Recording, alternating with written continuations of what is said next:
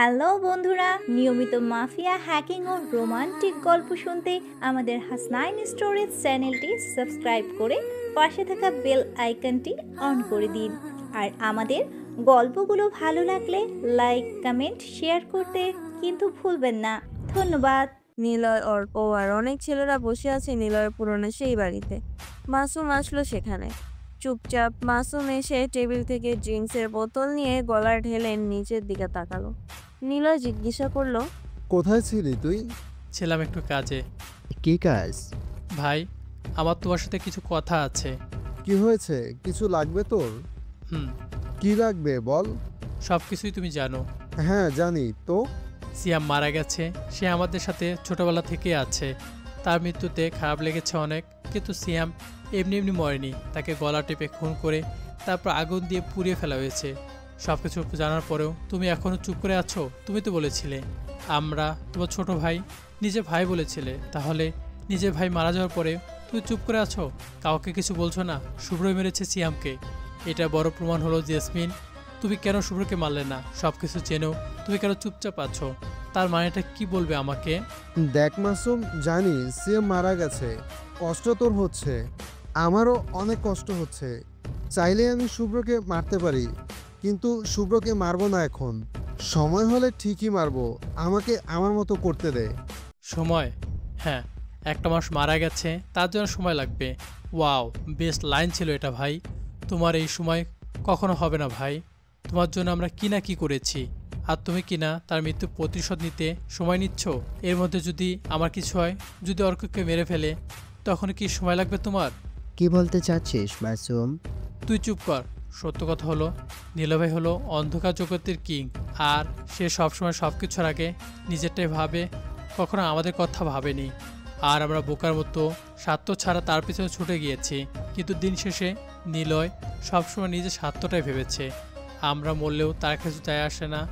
আমাদের তো জীবনের মূল্য নেই। রাস্তায় পড়েছিলাম, তুলে এনে বড় করেছে। সে আসলে একজন স্বার্থ হাসিল করা মানুষ। আমরা মরলেও তার কিছু যায় আসে না। মাসুম, নিলয় উঠে এসে মাসুমের গালে চড় বসিয়ে দেয়।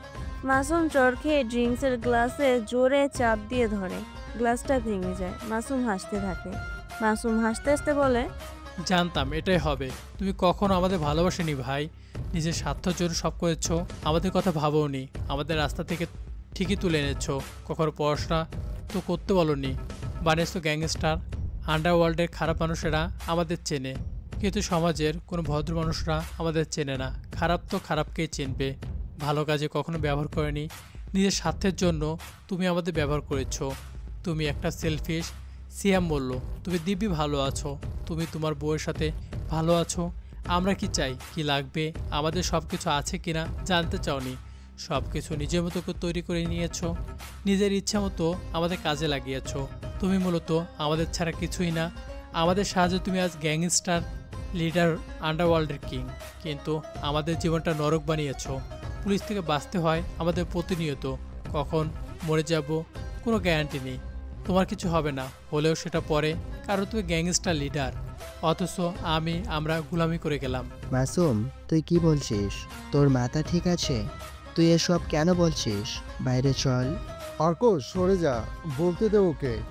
অর্ক সরে আসে। নিলয়ের সামনে দাঁড়িয়ে আছে মাসুম। মাসুম কাঁদছে। নিলয় চুপচাপ দাঁড়িয়ে আছে ওর সামনে। মাসুম বলে, মাহির কথা মনে আছে? সে তার বাবাকে বাঁচাতে আমাদের সাথে জয়েন হয়েছিল। সে পায়নি তার বাবা মাকে বাঁচাতে। সে বলেছিল নিলয় আমাদের ব্যবহার করে। সেদিন তাকে বিশ্বাস না করাটাই আমাদের ভুল ছিল। আমি চলে যেতে চাই। মাহি ফিরে এসেছে, মাহির সাথে দেখা হয়েছিল। সে সিয়ামের ব্যাপারে বলেছে নিলয় আমাদের জন্য ভাবে না, নিলয় নিজের কথা ভাবে। আজ থেকে আমি সব কিছু ছেড়ে যাচ্ছি। আমি আর এই মাসনাই জগতে থাকতে চাই না। আমি সুন্দরভাবে বাঁচতে চাই, মাহিকে বিয়ে করে মাহির সাথে থাকতে চাই। কখনো আর আসবো না ভাই। মাসুম, কি বলছিস রে তুই? নিলয় ভাই কি করেছে? আমাদের জন্য ভুলে গেছিস? রাস্তায় পড়েছিলি, ভাই তোকে নিয়ে আসছে, আর তুই কি না? আমার হাত ছাড় অর্ক। আমি তাকে চিনতে ভুল করেছি। রাস্তা থেকে তুলে এনেছিল, প্রয়োজনে তার কথা মতো কাজ করেছে। সব শোধ। এখন আমি আমার মতো থাকতে চাই। ভাই, মাসুম চলে যাচ্ছে, তাকে আটকাও। ছেড়ে দে ওকে, যেতে দে। ভাই, মাসুম। মাসুম অর্কের থেকে নিজের হাত ছাড়িয়ে নিয়ে সেখান থেকে চলে যায়। অর্ক চুপচাপ দাঁড়িয়ে থাকে নিলয়ের সামনে। অর্ক জানে নিলয় নেহাকে ছেড়ে এসেছে, কিন্তু মাসুম বুঝলো না। মাসুম সেখান থেকে বের হয়। রাত হয়ে গেছে। মাসুম মাহিকে কল দেয়। মাহি, আমি ভেবে নিয়েছি আমি তোমার সাথে থাকবো, তোমাকে ভালোবাসি আজও। নিলয়ের সাথে সব কিছু শেষ করে আসছি, আমি সব কিছু বলে আসছি। সে মনে হয় না আমার কাজে বাধা দিবে। আমি শান্তিতে বাঁচতে চাই তোমার সাথে, ভালোবেসে একসাথে থাকতে চাই। চলো আমরা দুজনে কোথাও হারিয়ে যাই, তারপর কেউ খুঁজে পাবে না আমাদের। বাহ, এটাই তো চাইছিলাম। মানে অনেক বছর পর আমাদের ভালোবাসাটা পূর্ণতা পেতে চলেছে। চলে আসো, আমি তোমাকে লোকেশন পাঠাচ্ছি, কাজীকেও ডাকছি। একেবারে বিয়ে করে এখান থেকে গাড়িতে করে চলে যাবো অনেক দূর। ঠিক আছে। মাসুম চলে যায় সেখান থেকে, আর নিলয় বসে আছে নিজের জায়গাতে। অর্ক চুপচাপ বসে আছে। পুরো বাড়িটাতে অনেক মানুষ ভর্তি থাকলেও কোনো কথা নেই। নীরবতা ভেঙে নিলয় বলল, পৃথিবীতে দুই ধরনের মানুষ হিংস্র হয়। এক ধরন যারা টাকার পেছনে ছুটে, আরেক ধরন হলো কাছের মানুষ হয়ে মনে আঘাত যারা করে। আমি তো টাকার পিছনে ছুটিনি, আমি তো এমন ছিলাম না। কত কত বছর একসাথে থেকেও কাছের মানুষগুলো এভাবে হারিয়ে চলে যাচ্ছে দূরে আমাকে ছেড়ে। আমার কি দোষ? আমার কি খারাপ লাগা নেই? ভাই চিন্তা করো না। না অর্ক, ভাই। চলে যা। মানে কোথায়? চলে যা এখান থেকে, আমাকে ছেড়ে চলে যা। আমি চাই না তুইও শেষ সময় আমাকে কষ্ট দিয়ে চলে যাস। এখন যা তুই, যাতে কষ্ট কম হয়। আমি চাই না আমাকে কেউ আর বলুক। আমি নিজের স্বার্থটাই বুঝি। তোদের জন্য কত কিছু করলাম, অথচ তোরা আমাকে বুঝলি না, কষ্ট দিলি আমাকে। অর্ক বসা থেকে উঠলো, নিলয়ের কাছে এসে নিলয়কে জড়িয়ে ধরে বলে, ভাই আমি কখনো তোমাকে ছেড়ে যাব না। ওরা বোকা, আমি না। নিলয় কিছু বলল না। হঠাৎ নিলয়ের ফোনটা বেজে উঠল। মাসুম মাহির দেওয়া ঠিকানায় চলে আসে। মাসুম গাড়ি থেকে নামে। গাড়ি থেকে নামতেই অবাক হয়, কারণ এটা সেই নির্জন রাস্তাটা যেখানে সিয়ামকে মারা হয়েছিল। কিছুটা দূরে পুকুর আছে। মাসুম মাহিকে কল দেয়। মাহি রিসিভ করে। কোথায় তুমি? আর তুমি এই নির্জন রাস্তাতে আসতে বলে কেন? আমাদের এত লুকোচুরি কেন? জানতে পারবে তুমি, এখান থেকেই আমাদের নতুনভাবে জীবন শুরু হবে। থাকো, আমি আসছি। মাহি ফোন কেটে দেয়। শুভ্র তখন মাহির কোলে মাথা রেখে শুয়ে আছে। মাহি শুভ্রের চুলগুলো টেনে দিতে থাকে। মাহি শুভ্রকে বলে, কাজ হয়ে গিয়েছে, চলো এবার। শুভ্র আর মাহি বের হলো। নিলয় আর অর্ক বসে আছে। অর্ক কি করবে বুঝতে পারছে না। অর্ক বলে, মাসুম এতটা বোকা কেন ভাই? সে মাহির পাল্লাতেই পড়লো। অনেক চিন্তা হচ্ছে ভাই, যদি মাসুমের কিছু হয়। অপেক্ষা কর অর্ক, সময় হতে দে। দেখবি ওরা ভয়ে সবাই কান্না করবে। ওদের মতো ওরা কথা বলতে থাকে। এদিকে মাসুম গাড়ির সাথে হেলান দিয়ে দাঁড়িয়ে আছে। মাহির অপেক্ষা করছে সে। কিছু সময় পর দূর থেকে একটা বাইক আসতে দেখলো মাসুম। বাইকের আলো সোজা তার দিকে এসেই পড়ছে। বাইকটা সোজা মাসুমের কাছে এসে থামলো। বাইক থেকে মাহি নামলো। মাহিকে দেখেই মাসুম অনেক খুশি হয়। মাহিকে যেয়ে জড়িয়ে ধরে মাসুম। মাসুম মাহিকে জড়িয়ে ধরে বলে, মাহি, আমি সব ছেড়ে চলে এসেছি, নীলয় ভাইকে ছেড়ে এসেছি খালি তোমার সাথে থাকবো বলে। চলো আমরা এই বিষাক্ত শহর ছেড়ে বহু দূর চলে যাব, যেখানে থাকবে না কোনো প্রতিহিংসার নেশা, থাকবে না কোনো হিংস্র হায়নার দল। আমি আর তুমি থাকবো একসাথে, ভালোবেসে এক ছাদে নিশে দুজোর একটা ছোট্ট সংসার বানাবো। শুধুই থাকবে সেখানে ভালোবাসা। চলো মাহি, আর দেরি নয়, আমরা একসাথে বাঁচবো, একসাথে মরবো। একসাথে মরবো না গো। মানে বুঝলাম না, কি বলছো? একসাথে বাঁচবও না, একসাথে মরবেও না। তুমি আগেই মরবে। কি বলছো তুমি? মাসুম মাহিকে ছেড়ে দেয়। মাহি হাসতে থাকে। মাসুম অবাক দৃষ্টিতে মাহিকে দেখছে। মাহির এমন আচরণ মাসুমের কাছে বড্ড অচেনা লাগছে। মাসুম কি বলবে বুঝতে পারে না। হঠাৎ করে ওর প্রচন্ড ভয় লাগতে শুরু করে। মাসুম বলে, আমি জানি তুমি মজা করছো, চলো না, দেরি হয়ে যাচ্ছে তো, এখনই চলো। ভালো কাজে দেরি করতে নেই। আর তোমার কাজই কোথায়? বিয়ে করেই তবে যাই, চলো। আমি তো আমার গন্তব্যে যাবো, কিন্তু তুই যাবি সোজা উপরে। আমি তো উপরে যেতে চাই না সোনা। কি কি বলছো তুমি? বোকা হাদারাম একটা। Good bye. কথাটা বলে মাহি সোজা মাসুমের পেটে ছুরি ঢুকিয়ে দেয়। মাসুম গাড়ির সাথে গিয়ে ধাক্কা খায়। অর্ক আর নিলয় বসে আছে। অর্ক বলে, ভাই সিয়াম যে মারা গেছে এই কথাটা মাহি জানলো কিভাবে? তার মানে কি শুভ্রের সাথে মাহিও আছে? ওরা একসাথেই কি সিয়ামকে মারছে? তার মানে মাসুমকেও? নিলয়ের ফোনে তখনই কল আসে। নিলয় ফোনের স্ক্রিনের দিকে তাকিয়ে দেখে নেহার কল এসেছে। নিলয় রিসিভ করে। নেহা বলে, নিলয়, আমার টিম রাজের পিছু নেয়। রাজ আর শুভ্র মিলে হাবিব আর শামিন স্যারকে মেরে ফেলেছে। ওদের লাশের পাশে ওয়ান নাইট গ্যাং নাম লেখা পেয়েছি। ওরা বড় কিছু করতে যাচ্ছে। বাইক বের কর, ওরা মাসুমকে মেরে ফেলবে। নিলয় ফোন কেটে মাসুমের নাম্বারে কল দেয়। মাসুম পাকা রাস্তার উপরে পড়ে আছে, ফোন বাজছে ওর। কোনো রকমে ফোনটা হাতে নিয়ে স্ক্রিনে তাকিয়ে দেখে নিলয়ের কল। মাসুম রিসিভ করে। নিলয় বলে, মাসুম, কোথায় তুই? এত বোকা কেন ভাই তুই? জানিস আমি তোদের জন্য নেহাকে ছেড়ে চলে এসেছি। আমার যা কিছু আছে সব তোদের তিনজনের নামে লিখে রাখা। বোকার মতো কাজ করেছিস কেন তুই? একবারও ভাবিসনি মাহির সাথে সেদিনে তোর প্রথম দেখা? সে তোকে সিএমের মারার বিষয়ে বলেছে। একবারও কি তোর মনে হয়নি এই খবরটা মাহি জানলো কি করে?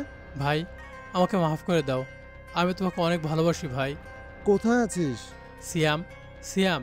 মাসুমের হাত থেকে মাহির ফোনটা কেড়ে নিয়ে রাস্তার ওপরে ফেলে দিয়ে পায়ের সাথে মিশতে থাকলো। আরও একটা বাইক আসে সেখানে। শুভ্র নামলো বাইক থেকে। মাহি পিস্তল তাক করে আছে মাসুমের কপাল সোজা। ট্রিগারে শুট করতে যাবে তখনই শুভ্র বলে, জান, এত জলদি সহজ মৃত্যুকেও দেয়? আরও একটু কঠিন করতে হবে। সামনে পুকুর দেখছো না? পুকুরে জ্যান্তকে ফেলেছি। কিন্তু ওটা তো নদীর সাথে যুক্ত, লাশটা তো নদীতে গিয়ে পড়বে। বোকা। নিলয়ের হাহাকার আরও বাড়বে। সিএমের অর্ধফোলা লাশটা তো নিলয় চোখে দেখেছিল। মাসুমেরটা সে দেখবেই না। শান্তি লাগবে অনেক আবার। তুমি তো দেখি বহুত হারামি। তোমার মতে শোনা। দুজনে হাসতে থাকে। মাসুম কাশে, কাশির সাথে রক্ত বের হতে থাকে। শুভ্র গিয়ে মাসুমের পেটে ঢুকে থাকা ছুরিটার ওপরে পা দেয়। মাসুম চিৎকার করে উঠতে গিয়েও পারে না। শুভ্র হাসতে থাকে। মাসুম কোনো রকমে বলে, নীলয় ভাই তোদেরকে বাঁচতে দিবে না। এর থেকেও অনেক ভয়ঙ্কর আর কষ্ট দিয়ে তোদের মারবে সবাইকে। চুপ কর হারামি, নিলয়ের কথা বলবি না। জান, জলদি কাজটা শেষ করো। বেচারার বিয়ে করার খুব শখ হয়েছিল, তাই না রে? পাগল একটা। আমি শুভ্রকে ভালোবাসি, বুঝলি? তোকে মারার একটা মাইন্ড গেম ছিল। বোকাদের সাথে মাইন্ড গেম খেলে একটু মজা নেই। তবে হ্যাঁ, প্রথমবার তোর সাথে গেমস খেলে অনেক মজা পাইছি রে। এত সহজে তুই চোখটা গিলে ফেললি। জানতামই না এত সহজে তোকে মারতে পারবো। তোদের কাউকে আমি বাঁচতে দিব না। আমি নিলয়কে মারবই মারবো। রিল্যাক্স জান, তুমি বাইকে বসো, আমি ওরে পানিতে ফেলে আসি। শুভ্র কথাটা বলে মাসুমের ছুরিতে আবার লাথি দেয়। মাসুম এবার চিৎকার করে ওঠে যন্ত্রণায়। শুভ্র মাসুমের পা ধরলো, তারপর টেনে নিয়ে যেতে থাকে পুকুরের দিকে। শুভ্র পুকুরের কাছে আসে, মাহিকে বলে, জান, ওর রক্ততে ওয়ান নাইট গ্যাংয়ের নাম লেখো। মাহি মুচকি হাসে বলল। শুভ্র মাসুমকে ফেলে দেয় পানিতে। ভারী কিছু পানিতে পড়লে যেমন শব্দ হয় তেমনটাই শব্দ শুনল মাহি। মাহির লেখা শেষ হয়। শুভ্র চলে আসে, মাহির কাছে এসে বলে, সারা ভেসে চলে যাচ্ছে। মাহি হাসলো। তারপর আর সেখানে ওরা এক মুহূর্ত দাঁড়ালো না। যে যার বাইক নিয়ে সেখান থেকে চলে আসে। নিলয় আর অর্ক মাসুমকে খুঁজে চলেছে। নিলয় থামলো, অর্ককে বলল, মাসুম বারবার সিয়ামের নাম বলছিল।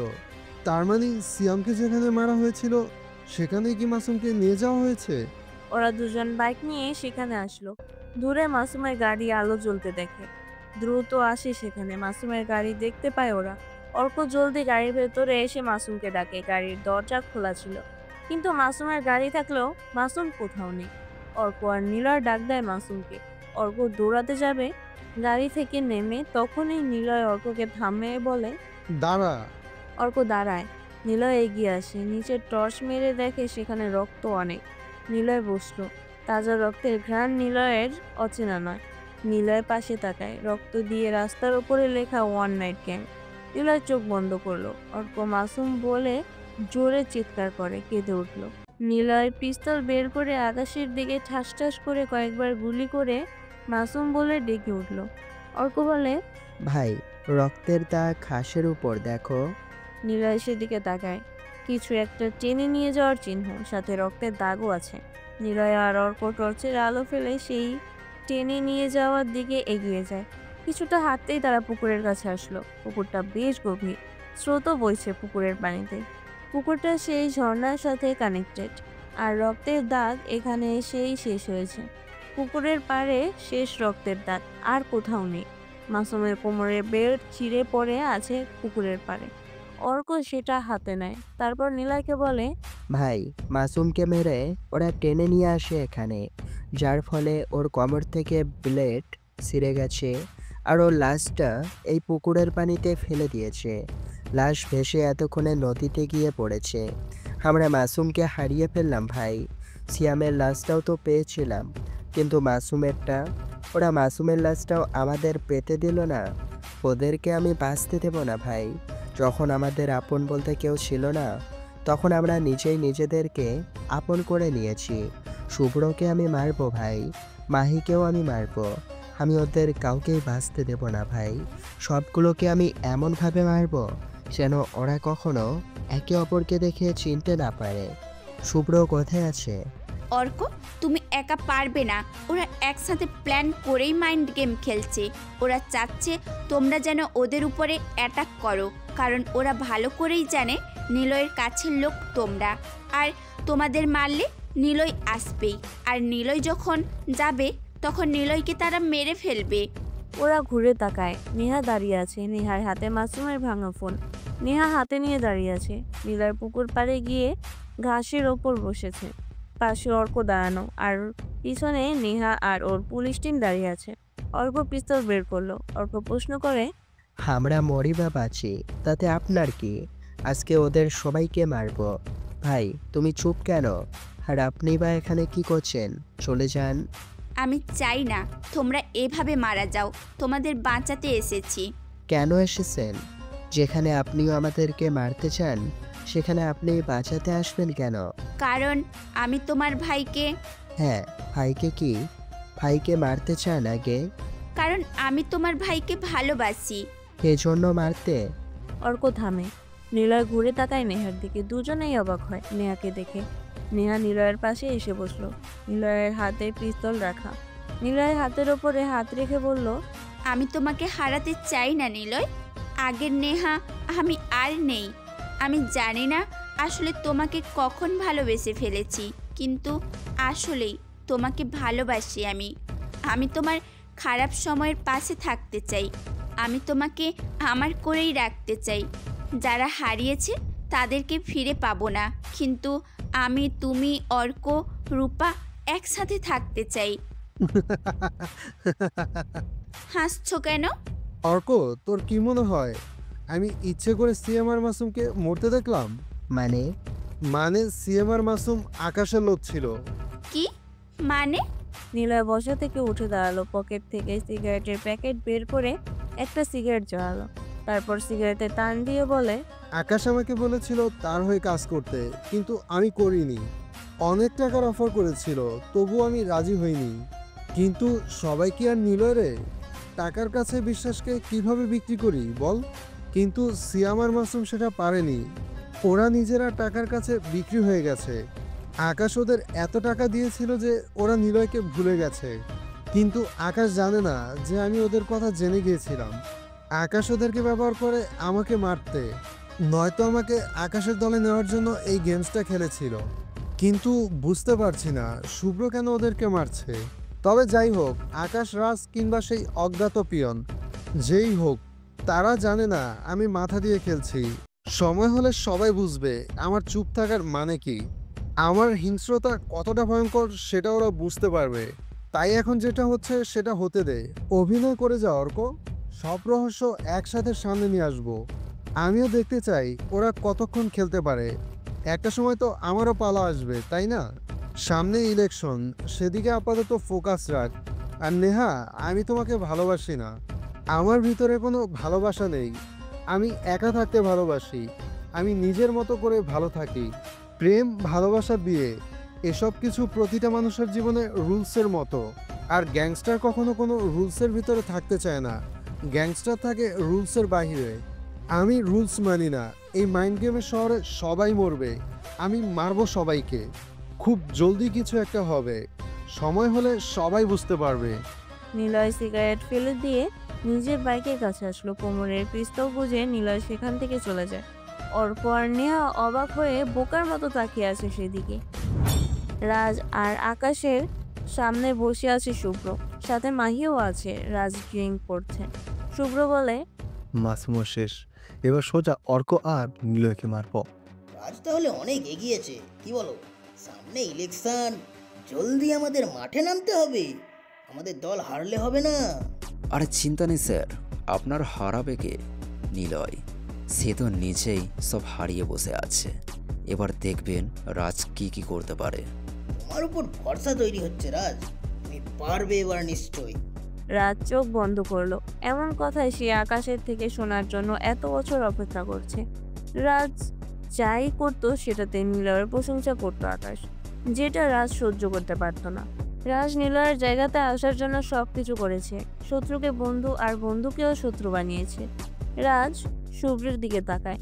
শুভ্র মনে মনে বলে, গ্যাংস্টার কিং তো আমি হব, কেউ আমাকে থামাতে পারবে না। কি হতে যাচ্ছে এই গ্যাংস্টারদের জীবনে? আন্ডারওয়ার্ল্ড জগতে যেন কেউ কাউকে ছেড়ে কথা বলে না, সবাই ওই একটা জায়গাতেই যেতে চায়, আর সেটা হলো কিং এর আসন। কিন্তু কিভাবে? রাজ বসে আছে, হাতে সিগারেটের প্যাকেট, বালির ওপরে বসে একের পর এক সিগারেট খাচ্ছে। হঠাৎ কে যেন তাকে পিছন থেকে কাঁধে হাত দেয়। রাজ চমকে পিছনে তাকিয়ে দেখে তার মেয়ের বয়সী একটা মেয়ে দাঁড়ানো। মেয়েটা রাজকে সালাম দিল। রাজ কয়েক সেকেন্ড তাকিয়ে থাকে, সালামের জবাব দেয়। মেয়েটা এসে বলল, আঙ্কেল, আপনার জন্য এই চিঠি একটা দাদু দিতে বলল, এই নিন। উনি ওই যে দোকানে। আরে উনি কোথায়?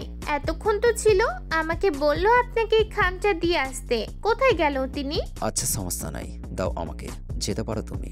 ঠিক আছে আঙ্কেল। মেয়েটা চলে যায়। রাজ মেয়েটার দিকে তাকিয়ে থাকে। রাজের মন খারাপ হলে এখন সে এই নদীর পাড়ে বসে থাকে। রাজ হলুদ খামটা ছিল, আগের মতোই চিঠি। রাজ ফোনের টর্চ মেরে চিঠির লেখা পড়তে থাকে। রাজ চিঠিতে কি লেখা সেটা পড়ে। সময় হলো এক প্রকার খেলনার জিনিস। সময়কে বাধা না গেলেও সময়কে বশ করে খেলতে জানতে হয়। সময় কারোর জন্য না, কিন্তু সময়কে নিজের করে নিতে হয়, যেটা গ্যাংস্টাররা করে। তুমি গ্যাংস্টার হতে পারবে? সময়কে বশ করতে পারবে? হাবিব আর শামিনকে তো মেরে ফেললে, নিজের জন্য তো এবার প্রস্তুত হও। রাফিয়ান জগৎটা একটা নিকৃষ্ট জায়গা। তুমি যাকে রক্তের গন্ধ ফেরত দিচ্ছ, সে ঠিক একইভাবে তোমাকেও রক্তের গন্ধ ফেরত দেবে। তখন সেটা হবে আরও হিংস্র। Best of luck one night gang. চিঠিতে আর কিছুই লেখা নেই। রাজ আশেপাশে তাকায়, কেউ নেই সেখানে। সন্ধ্যা নেমেছে অনেকটা সময়। শান্ত নদীটা হঠাৎ অশান্ত হয়ে যায়। ঢেউগুলো একদম পাড়ে আছড়ে পড়তে শুরু করে। রাজ বসা থেকে উঠে দাঁড়ায়। একটা হিম শীতলের ন্যায় ভয় যেন ওর সারা শরীর বেয়ে বেয়ে যেতে থাকে। বুকটা কাঁপতে শুরু করে। চিঠিটা খুবই সাধারণ, কিন্তু পড়ার পর সবাই কেমন যেন ভয় পেতে থাকে।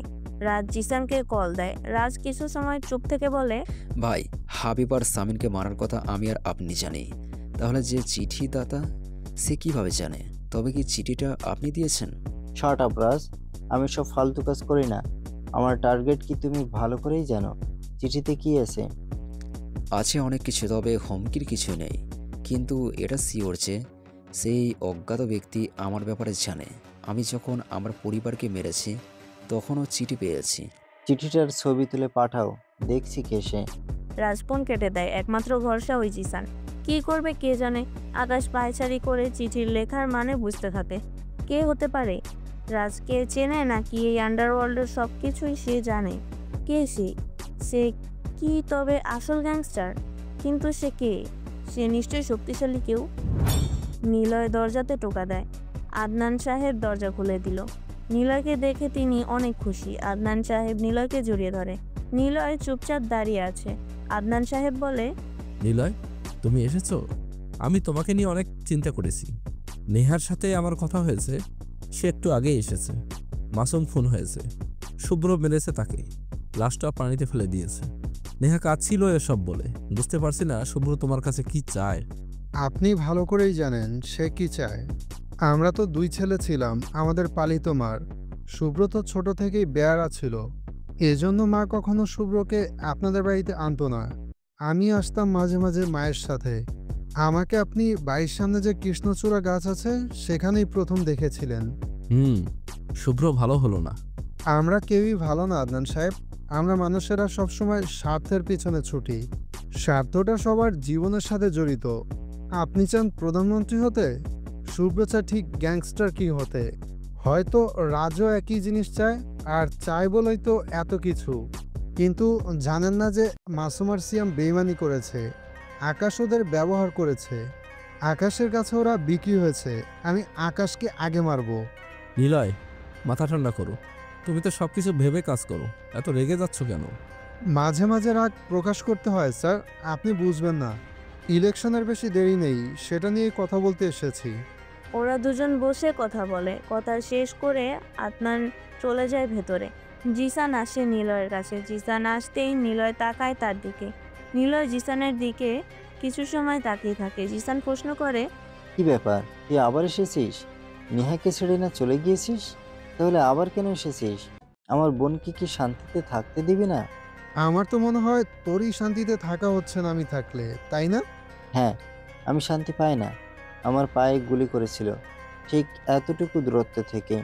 আমার চোখ বন্ধ করলেই তোর গুলির শব্দে আমার ঘুম ভাঙে। তোকে মারার জন্য আমি প্রহর গুনি। কেন যেন গুলি করেছিলাম? আচ্ছা, তুই তোর এই গুলি খাওয়া গল্পটা সবাইকে বলেছিস নিজের মতো বানিয়ে, তাই না? কিন্তু কেন গুলি করেছিলাম সেটার আসল গল্পটা বলিসনি। বিশেষ করে তোর বোনকে কখনোই বলিসনি। জিসান চুপ হয়ে যায়। নেহা এসে পিছনে দাঁড়িয়েছে। জিসান নিলয়ের সামনে থেকে চলে আসবে, তখনই নেহার গায়ের থেকে হুইল চেয়ারটা বেঁধে থেমে যায়। নেহার দিকে তাকায় জিসান। জিসান বলে, এসেছিস বোন? পিস্তলটা দে আমার, আমি ওকে এখানেই গুলি করে মেরে ফেলি। তোর ভাইয়ের প্রতিশোধটা নিয়ে নে বোন। হ্যাঁ, নিব ভাইয়া। তোমাকে যে কষ্ট দিয়েছে তাকে তো কষ্ট পেতেই হবে। কিন্তু তোমাকে নিলয় কেন গুলি করেছিল ভাইয়া? একটা মিশনে নিলয়কে খুন করতে বাধা দেয়, তারপর সে আমার উপরে গুলি করে। আমার সব টিমদের সে একা মেরে ফেলে। মিথ্যে বলো কেন ভাইয়া? তোমার টিম মেম্বারদের ভেতরে হামিদ ভাইও ছিল। আজকে হামিদ ভাইয়ের সাথে আমার দেখা হয়েছিল, তোমার কথা জিজ্ঞাসা করেছিল। বলেছিলাম পঙ্গু হয়ে বসে আছে বাড়িতে। হামিদ বলে তুমি নাকি পঙ্গু হয়েছ, এটাও তোমার ভাগ্য। যদি নিলয় বুকে গুলি করত তাহলে তুমি মরেই যেতে। জানতে চেয়েছিলাম নিলয় কেন আমার ভাইকে মারেনি। তখন হামিদ ভাই সবটা বলে। আমি সবটা জানতে পেরেছি ভাইয়া। নেহা কথা শেষ করে জিসানের মুখের কাছে মুখ আনলো। জিসান মাথা নিচু করে নেয়। নেহা কাঁদতে থাকে। নেহা কাঁদতে কাঁদতে বলে, তুমি এতটা খারাপ কিভাবে হলে ভাইয়া? জেরিন আক্তার যারা তোমার গার্লফ্রেন্ড ছিল, তুমি কি করলে? শেষে কিনা ডেভিডের কাছে তাকে বিক্রি করে দিলে, পাচার করে দিলে তাকেও। এতটা নিচে কিভাবে নামলে তুমি? যারা পালিয়ে বেশ্যাপল্লিতে গিয়ে লুকিয়েছিল, তোমরা গিয়েছিলে তাকে আনতে। নিলয় বাধা দিতে আসে, সেখানেই নিলয় তোমাকে গুলি করে। আর তুমি এতদিন মিথ্যে গল্প বলেছো আমাকে। কেন ভাইয়া, কেন? কি দোষ ছিল আমার? কেন মিথ্যে বলেছিলে তুমি? হ্যাঁ, আমি মিথ্যে বলেছি, কারণ নিলয় একজন মাস্তান, একজন টপ গ্যাংস্টার। সে তাকে মারার জন্য উপর থেকে অর্ডার নিয়েছিলাম আমি, কারণ নিলয়ের জন্য আমার কাজ কঠিন হয়ে যেত। সেদিন নিলয় জানতে পারে এবারের নারী পাচারকারীদের ভেতরে আমিও আছি। নিলয় আমাকে মারতে আসে, নিলয়কে আমি মারতে পারিনি বলেই তাকে বলেছিলাম আমার কাজটা করে দিতে। নতুন গল্প সাজিয়েছিলাম যাতে করে তুই নিলয়কে মারিস। নিলয়ের বাড়িতে ঢোকার প্ল্যান আমিই তোকে দিয়েছিলাম।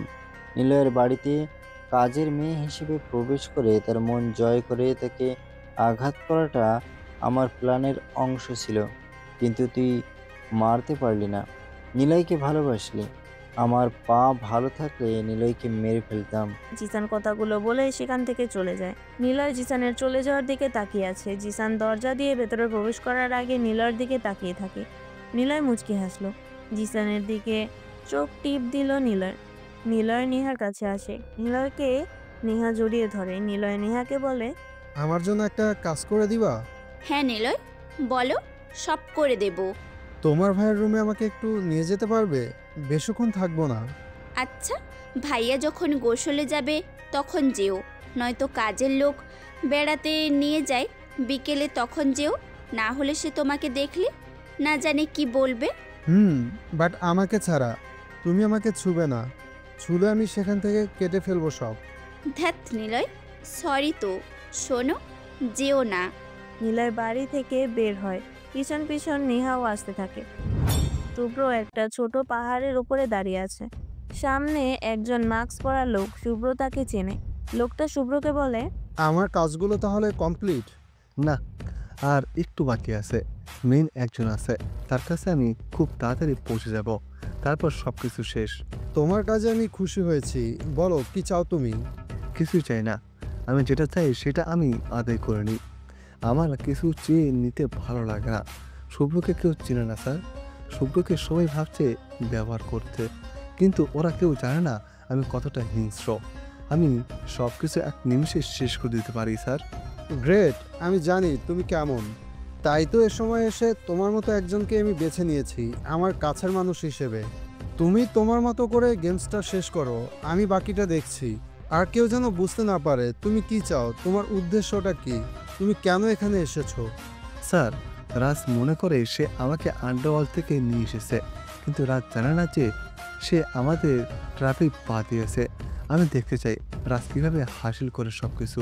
আমি জানি তুমি পারবে, তবে সাবধান। এই রঙের দুনিয়াতে সবাই বুদ্ধিমান, কাউকে ছোট করে দেখার নেই। চিন্তা নেই স্যার, মিশনটা তো অনেক বছরের। একটু ক্ষুধা জমে আছে, খিদেটা পেটের নয়, মনের মস্তিষ্কের। আসি স্যার, আপনি সাবধানে থাকবেন। শেষ মুহূর্ত ছাড়া আপনি কিন্তু এই মিশনে আমাকে পাশে পাবেন না। শুভ্র, তুমি হয়তো জানো না, সাপ শুয়ে থাকলেও তার পাশে গেলে বিষাক্ত সবল যে দেবে না, এটা ভাবা বোকার কাজ। অপেক্ষা করো, আমার সাহায্যই তোমার লাগবে। শুভ্র চলে যায় সেখান থেকে। পাহাড় ছেড়ে মেন রাস্তা আসতে বেশ কিছু সময় লাগে। শুভ্র তার গাড়ির কাছে আসলো। গাড়িটা এতক্ষণ যার সাথে কথা বলছিল তারই দেওয়া। শুভ্র গাড়ির কাছে এসে যখন দরজা খুলবে তখনই সামনের ডিগির ওপরে একটা হলুদ খাম, সাদা চিকন কস্টেপ দিয়ে লাগিয়ে রাখা। শুভ্র আশেপাশে তাকালো, কেউ নেই, কোনো জনমানব কেউ নেই, কোনো কিছুই নেই। শুভ্র তার হাত পকেট থেকে ফোন বের করে, সময়টি দেখে নেয়। রাত 1টা বাজতে চলেছে। কে থাকবে এই নির্জন জায়গাতে? শুভ্র কেবল একাই এখানে আছে, কিন্তু চিঠি দিল কে? সেই হলুদ খামের চিঠি। শুভ্র তাড়াতাড়ি খামটা হাতে নিয়ে ছিঁড়ে ফেললো। চিঠিতে একটা ভাঁজ করা। শুভ্র গাড়ির ভেতরে গিয়ে বসলো। জানালা লাগিয়ে গাড়ির ভেতরে আলো জ্বালিয়ে দেয়। তারপর চিঠির লেখাগুলোতে চোখ বুলাতে থাকে।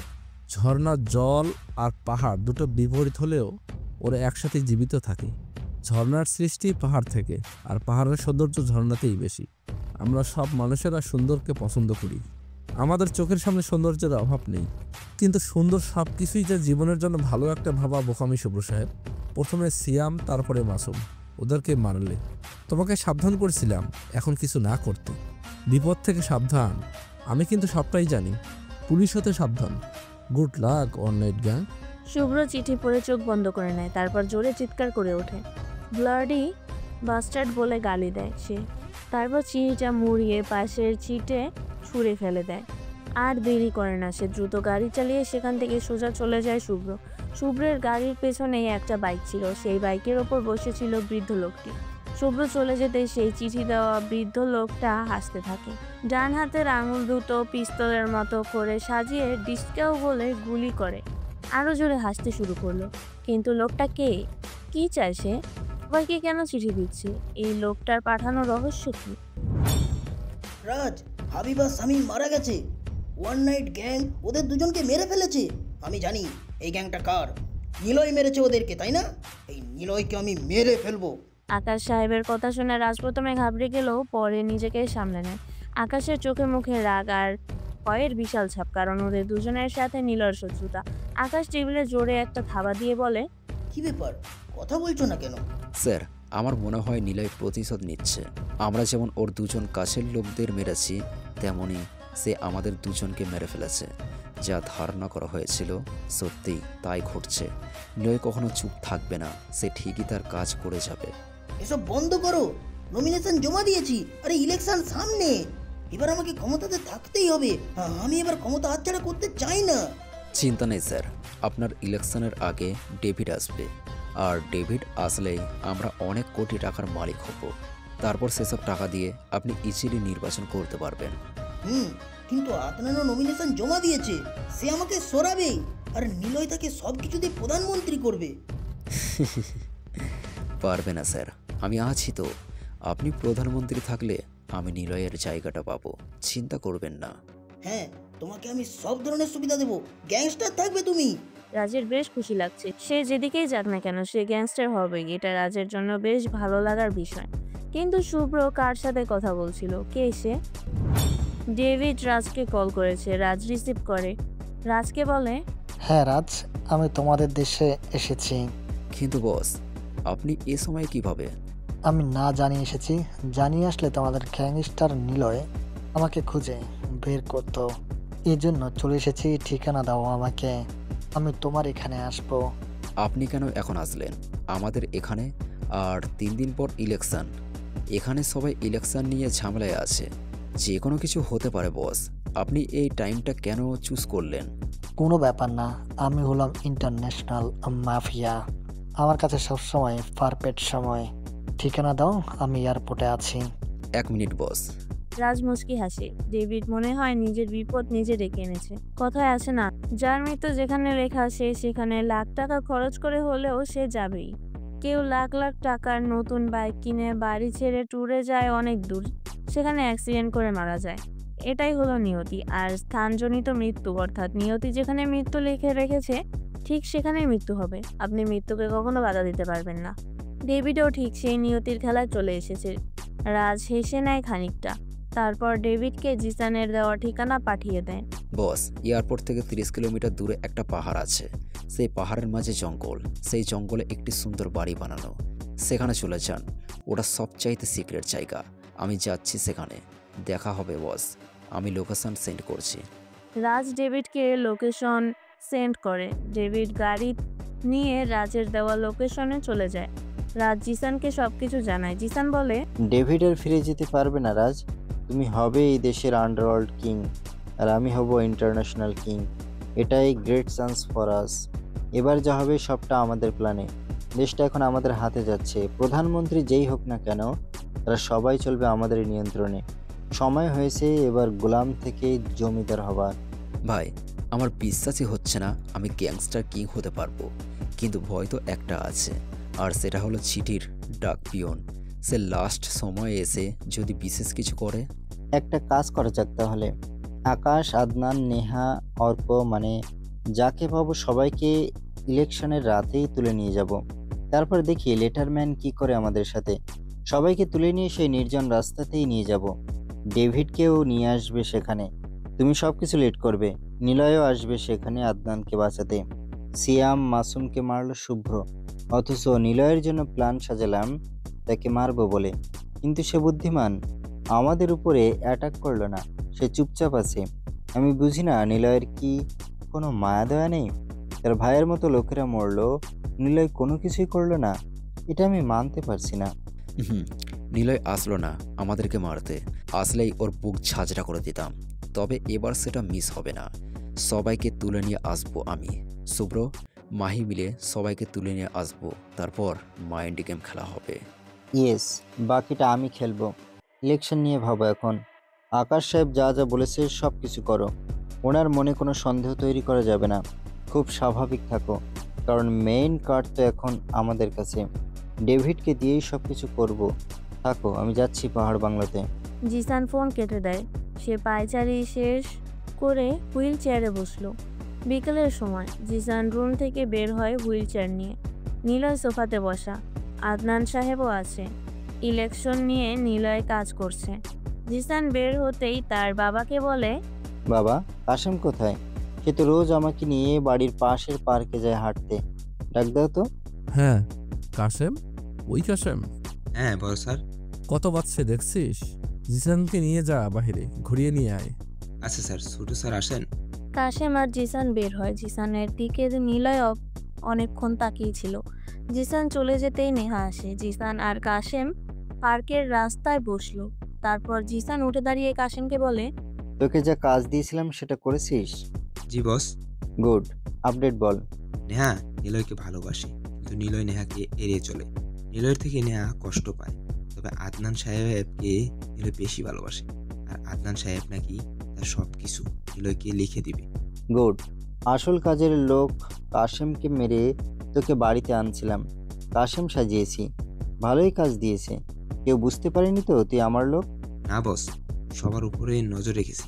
এখন চল গাড়িতে ওঠ, জলদি কাজ শেষ করে সন্ধ্যার ভেতরে ফিরতে হবে, নাহলে সবাই সন্দেহ করবে। হুইল চেয়ারটা গাড়িতে ওঠা। জিসানের কথা মতো কাশেম সবকিছু করলো। কাশেম হলো জিসানের লোক। কাশেম নামে একজন কাজের লোক বাড়িতে নিয়ে আসে জিসান অনেক বছর আগে। মূলত জিসান সবকিছু প্ল্যান করেই অঙ্গুর নাটক সাজিয়ে বছরের পর বছর এভাবে আছে, যেন তাকে কেউ কখনো কোনো কাজের মধ্যে থাকবে বিষয়টা না ভাবে। কিন্তু জিসান এই যে আসলে হারামি, এটা শুধু জিসান আর রাত জানে। আদনান সাহেব, চিন্তা করবেন না, আমি সবাইকে বলে রেখেছি। নির্বাচন কমিটির যে হেড, তার পরিবারের সবাই এখন আমার কাছে। রাষ্ট্রপতির ছেলে আমার সিক্রেট বাড়িতে আছে। রাষ্ট্রপতি ঠিক সময় মতো আপনার নামটা ঘোষণা করবে, কিন্তু তার আগে আপনার এলাকাতে আপনার পাশ করাটা জরুরি। নির্বাচন কমিটির সবগুলো মেম্বারেরা বর্তমান সরকারের পক্ষে যে মার্কা আছে তাতেই ভোট দেবে, কিন্তু প্রধানমন্ত্রী হিসাবে নামটা ঘোষণা করবে রাষ্ট্রপতি, আর সেই নামটা হবে আদনান আহমেদ। আদনান নিলয়ের কাঁধে হাত বুলিয়ে হাসলো, তারপর বসে থেকে উঠে সেখান থেকে চলে যায়। তারও অনেক কাজ আছে, তার বাকি লোকজনদের নির্বাচন কেন্দ্রে থাকার জন্য পাঠিয়ে দেয়। সব কিছু আদনান তার কন্ট্রোলে রাখার জন্য যা যা করা দরকার সেসব করে রেখেছে, যেন একবারে কোনো প্রকার ভুল না হয়।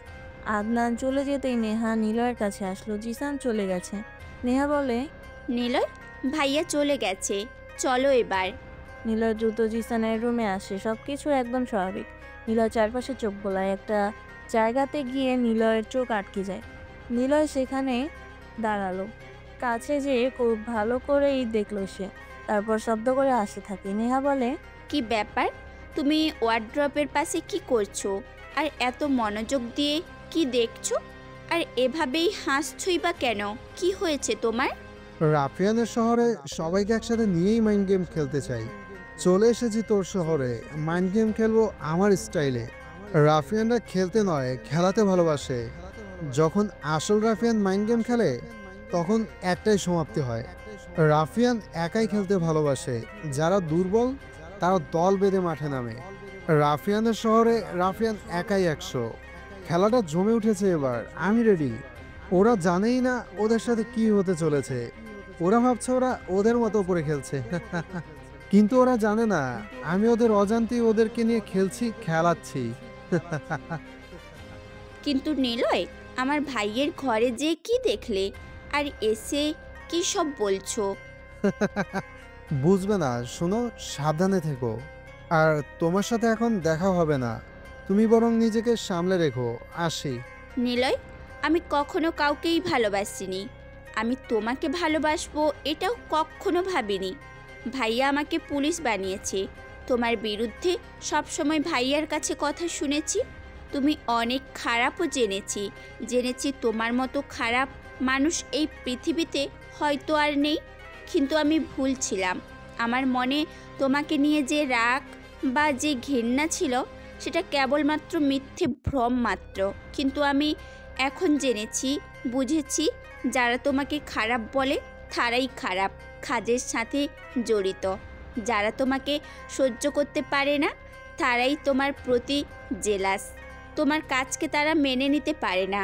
আমি তোমাকে কাছ থেকে বুঝেছি একটা মানুষকে চিনতে হলে তার কাছে যেতে হয়, তার সাথে মন খুলে কথা বলতে হয়, তাকে রাগাতে হয়, তাকে হাসাতে হয়।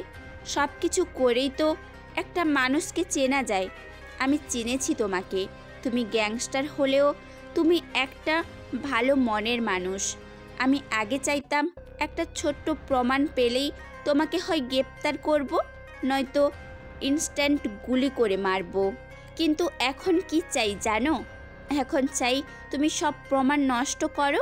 আমি তোমাকে আমার মনের কারাগারে বন্দি করতে চাই। এখানে বন্দি হতে অপরাধ করার দরকার পড়ে না। আমি তোমাকে আগামীতে পাশে পেতে চাই। গ্যাংস্টার তুমি, আমি একজন পুলিশ অফিসার। পুলিশ হয়েও আমি তোমাকেই ভালোবাসি, নিজের কাছে রাখতে চাই। সাবধানে থেকো তুমিও। নেহা কিছু বলল না, আর নিলয় নেহার দিকে তাকিয়ে মুচকি হাসে। তারপর সেখান থেকে চলে যায়। জিসান ডেভিডের কাছে আসে। ডেভিড তার সবচাইতে পাওয়ারফুল সিকিউরিটি নিয়ে এসেছে এখানে। জিসান এসে ডেভিডকে বলে, স্যার, আমি রাজের লোক। আপনার সাথে দেখা করতে রাজ আমাকে পাঠিয়েছে। কোড ওয়ার্ড হলো ওয়ান নাইট। Yes, coming. বসো বসো। স্যার, 3 দিন পর সরকার ইলেকশন, প্রধানমন্ত্রী চেঞ্জ হতে চলেছে। কে চেঞ্জ করবে? আকাশ আমার খাস লোক। আকাশের কারণে, রাজের কারণে আমি এই দেশে এত বড় বিজনেস প্রতিষ্ঠা করেছি। আকাশ যদি মন্ত্রী না থাকে তাহলে আমার কোটি কোটি টাকা নষ্ট হয়ে যাবে। বিরাট বড় প্রজেক্ট নিয়ে আমি এসেছি এবার। শুধু নারী পাচার নয়, এবার থেকে হাসপাতাল থেকে মানুষের কিডনিও আমি নিতে চাই। এটার মাধ্যমে আমি 200 কোটি টাকা দিতে পারবো। সব আমার লাগবে। এত বড় কাজের জন্য তো আমি এখানে এসেছি। কিন্তু আকাশ কেন হারবে? আমি তো সব কিছু ব্যবস্থা করেই আকাশকে এখানে রেখেছি। স্যার, এবার এই নির্বাচনের সবচেয়ে এগিয়ে হলো আদনান সাহেব। কিভাবে সম্ভব? কি তাকে মন্ত্রী বানাবে? তাকে ফিনিশ করে দাও। রাজকে বলো তাকে মাঠ থেকে সরিয়ে দিতে একেবারে। সম্ভব না স্যার, আমরা কিলার নিয়ে এসেছি তাকে সরানোর জন্য, কিন্তু সেটা কখনোই সম্ভব হয়নি। হোয়াট? But why?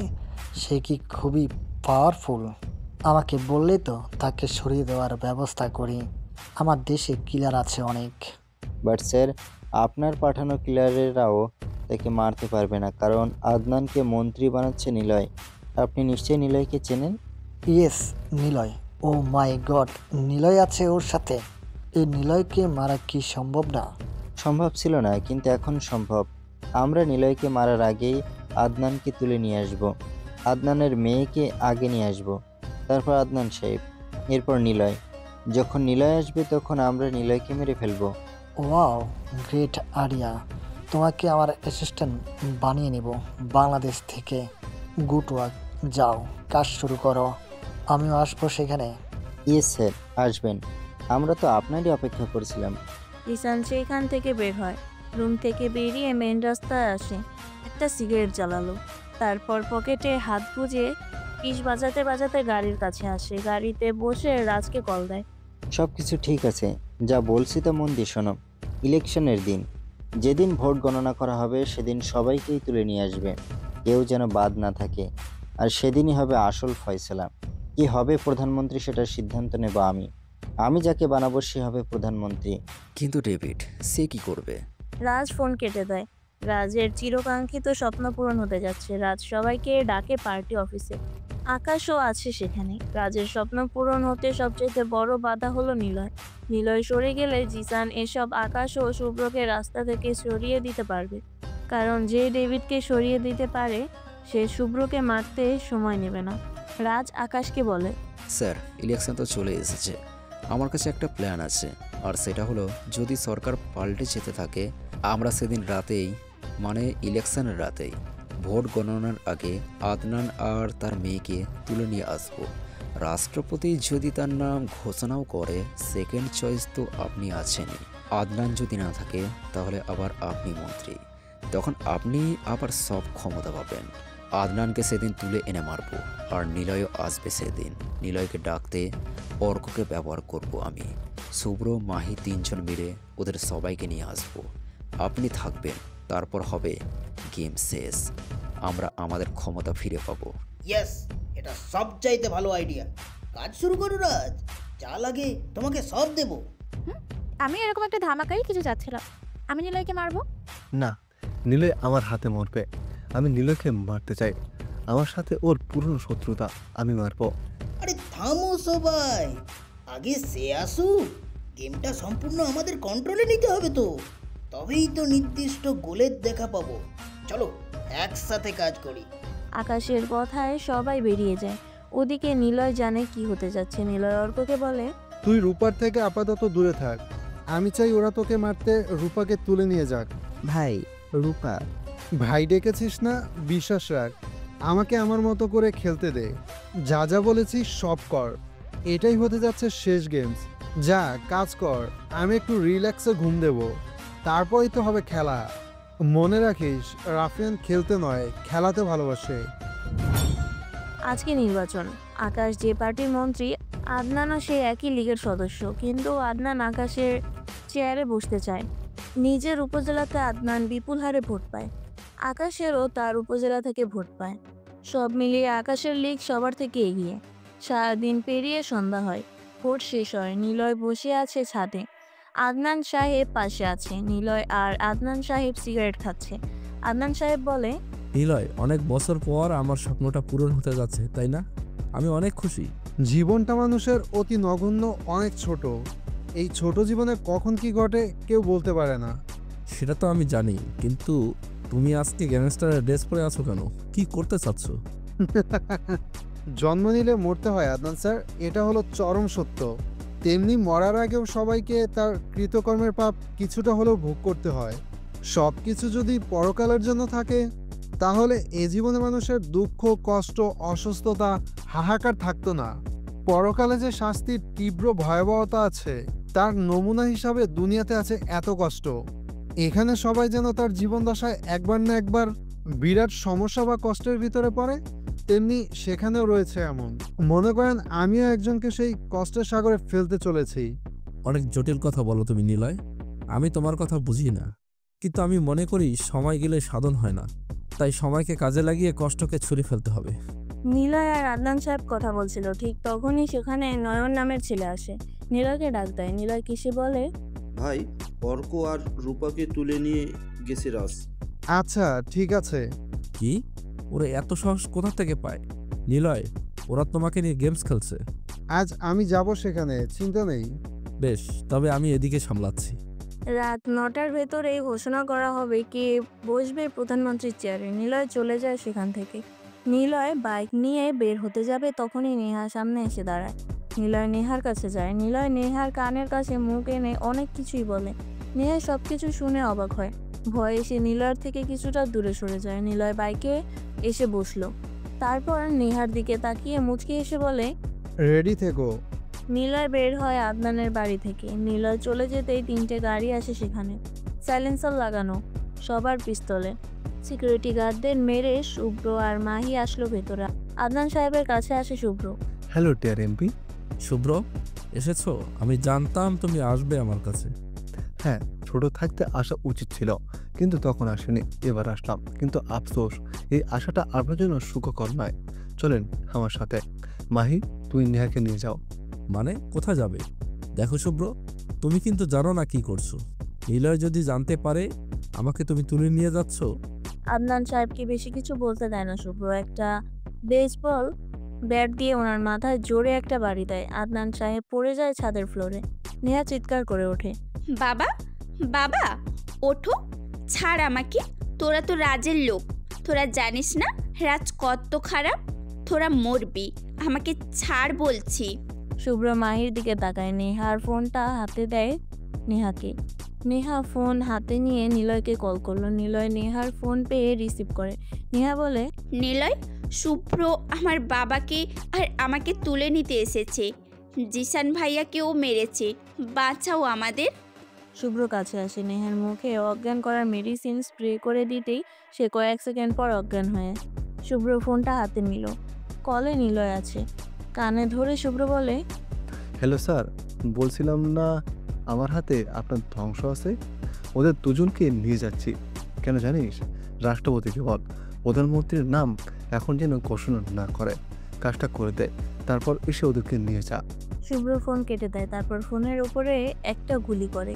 ওদের দুজনকে নিয়ে চলে যায় সে। তারপর নিলয় যা চেয়েছিল তাই হয়েছে। নিলয় এবার খেলবে নিজের ইচ্ছাতে। যা সে করতে চেয়েছিল সে সেটাই করবে।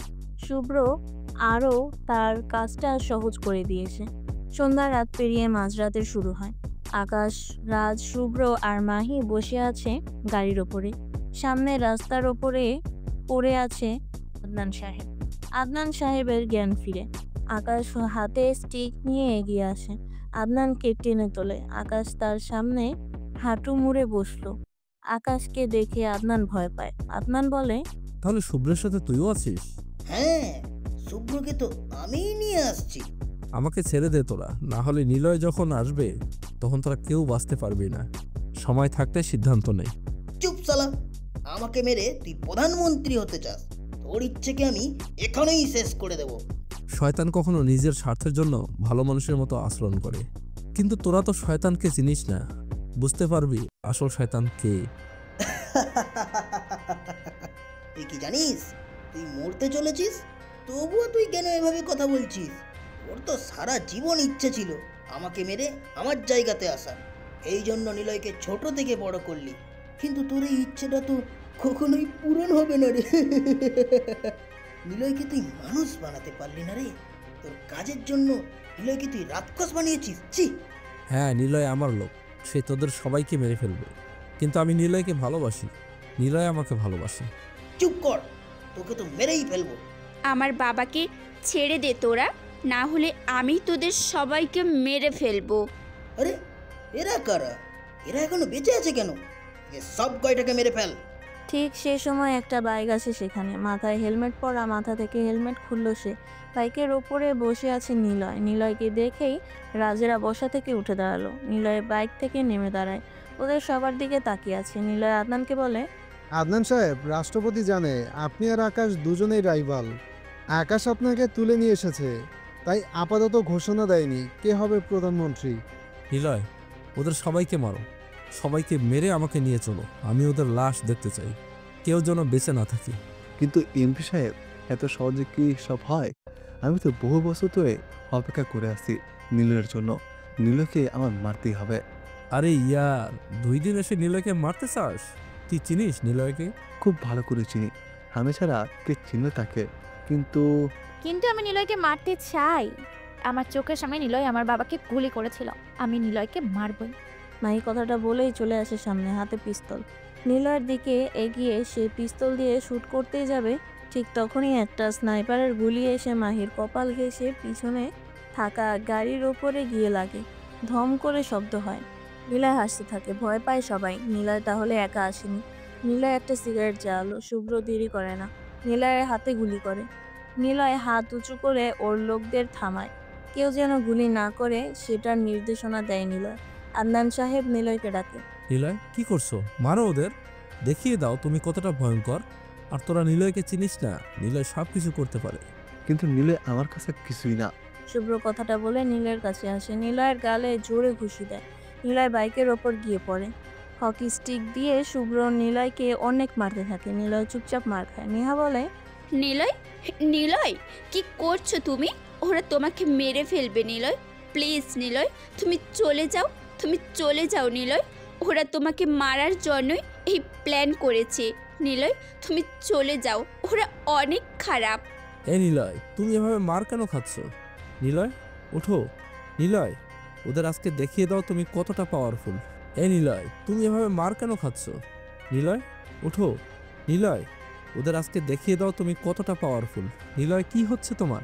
এত দুর্বল কেন? নিলয় ভয় পেয়েছে। নিলয় জানে এখানে আমাদের সাথেও পারবে না, তাই নিলয় এবার মরবে।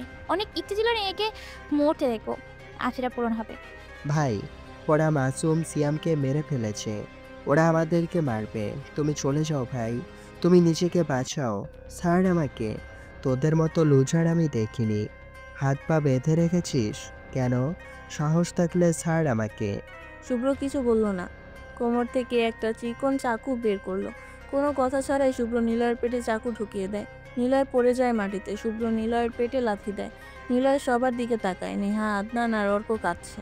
চিৎকার করে নিলয়কে ছেড়ে দেওয়ার কথা বলছে, কিন্তু শুভ্র নিলয়কে মারতেই থাকে। নেহা বলে, আমি তোমাকে ভালোবাসছি নিলয়, তোমাকে আমি মারতে চেয়েছিলাম, কিন্তু আমি তোমাকে মরতে দেখতে চাইনি কখনো। ভালোবাসি নিলয়, খুব ভালোবাসি। আরে প্রেম, চুপ কর। নিলয় শুভ্রকে থেমে থেমে গলায় বলল, ওদেরকে ছেড়ে দে, ওদের যেন কিছু না হয়। ছেড়ে দে ভাই ওদেরকে। তোকে কথা দিয়েছিলাম, তোকে আমি কখনো মারবো না। আমি আমার কথা রেখেছি। ঠিক, তুমি বলেছিলে আমাকে তুমি মারবে না, কিন্তু আমি তো কখনো বলিনি মারবো না। আমি তোমাকে মারবো, আর আমি হব এই গ্যাংস্টার জগতের কিং। তোমার বিদের পালা চলে এসেছে। স্যার, নিলয় ভাইকে তোকে আমি একাই মারতে পারবো স্যার বলছি। আরে ইয়ার, এসবের চামচাটা বেশি লাফাচ্ছে। শুভ্র কথাটা বলে নিলয়কে কয়েকবার লাথি দেয়। নিলয়ের সারা গা থেকে রক্ত বের হচ্ছে। নিলয় সবার দিকে ফ্যাল করে তাকালো, তারপর আস্তে আস্তে চোখ বন্ধ করে শুভ্র অর্কের কাছে আসে। অর্কের হাত পায়ের বাঁধন খুলে দেয়। অর্ককে শুভ্র বলল, তুই আয়, দেখ নতুন গ্যাংস্টার খালি বুদ্ধিতে নয়, শক্তিতে কতটা পারে দেখা যাবে। অর্ক দৌড়ে আসে, শুভ্রকে জোরে একটা ঘুষি দেয়। শুভ্র রাস্তার উপরে পড়লো। শুভ্রের গাল ফেটে রক্ত বের হচ্ছে। শুভ্র উঠে দাঁড়ায়।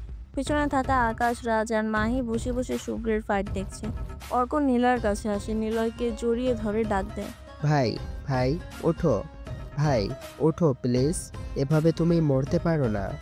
অর্ক উঠে দাঁড়ালো, শুভ্রের দিকে এগিয়ে যায়, শুভ্রকে আরও একটা খুশি দেয়। শুভ্র কিছুটা দূরে সরে দাঁড়ালো। অব্রের আবারও রক্ত বের হতে থাকে। শুভ্র রেগে যায়। অর্ক আবার শুভ্রের কাছে আসে। শুভ্র নিজেকে সরিয়ে নিয়ে একটা ছুরি দিয়ে অর্ক পেটে টান দেয়। তারপর শুভ্র পিছনে এসে চুপচাপ দাঁড়ায়। শুভ্র হাসতে থাকে। অর্ক ঘুরে শুভ্রের দিকে তাকাতেই শুভ্র বলে, গুড বাই। তখনই অর্ক ধপ করে পড়ে যায় রাস্তার পাশে। রূপা এটা দেখে জোরে কেঁদে উঠল। অর্ক, অর্ক, তুমি ওঠো, এভাবে তুমি চলে যেতে পারো না। এই তোরা এমন নিষ্ঠুর কেন? কেন অর্ককে মারলি? রূপার কথা কেউ পাত্তা দেয় না। শুভ্র এগিয়ে আসে আদনানের দিকে। আদনানের গাল চেপে ধরে বলে, তোকে বলেছিলাম না আমাদের দেখা হবে, আর সেদিন তুই আফসোস করবি। দেখ এবার কেমন লাগছে আমাকে দেখতে। খুব নিলয়কে নিয়ে গর্ব করতে, তাই না? দেখেছিস গর্ব করার ফল? নিলয়কে ডাক, ডাক না। কি রে নিলয়, ওই নিলয়। নিলয় পড়ে আছে একপাশে। নিলয়ের কোনো সারা শব্দ নেই। সবাই হাসছে। শুভ্র আদনানকে বলে, জোরে ডাক, তবুও সে উঠবে না। Niloy totally finished. নিলয় আর উঠবে না। তোর মন্ত্রী হওয়াটাও হবে না। আমি রাষ্ট্রপতিকে আটকে রেখেছি। রাষ্ট্রপতি আমি না বলা অবধি কী হবে প্রধানমন্ত্রী সেটা ঘোষণা করবে না। তবে আমি ডিসাইড করবো কী হবে প্রধানমন্ত্রী। কী ভাবছিস আদনান সাহেব? তোর নাম বলবেও নি? না না না, তোর নাম না। তাহলে কার নাম ঘোষণা করবে প্রধানমন্ত্রী হিসেবে? আকাশের নাম? আকাশের নাম নয়, আদনান হবে না প্রধানমন্ত্রী। এবারে প্রধানমন্ত্রী হতে যাচ্ছে রাজ। রাজের নাম শুনেই সবাই চমকে ওঠে। রাজও চমকে যায়। রাজ কখনো ভাবেনি তাকে শুভ্র প্রধানমন্ত্রী বানানোর কথা ভেবেছে।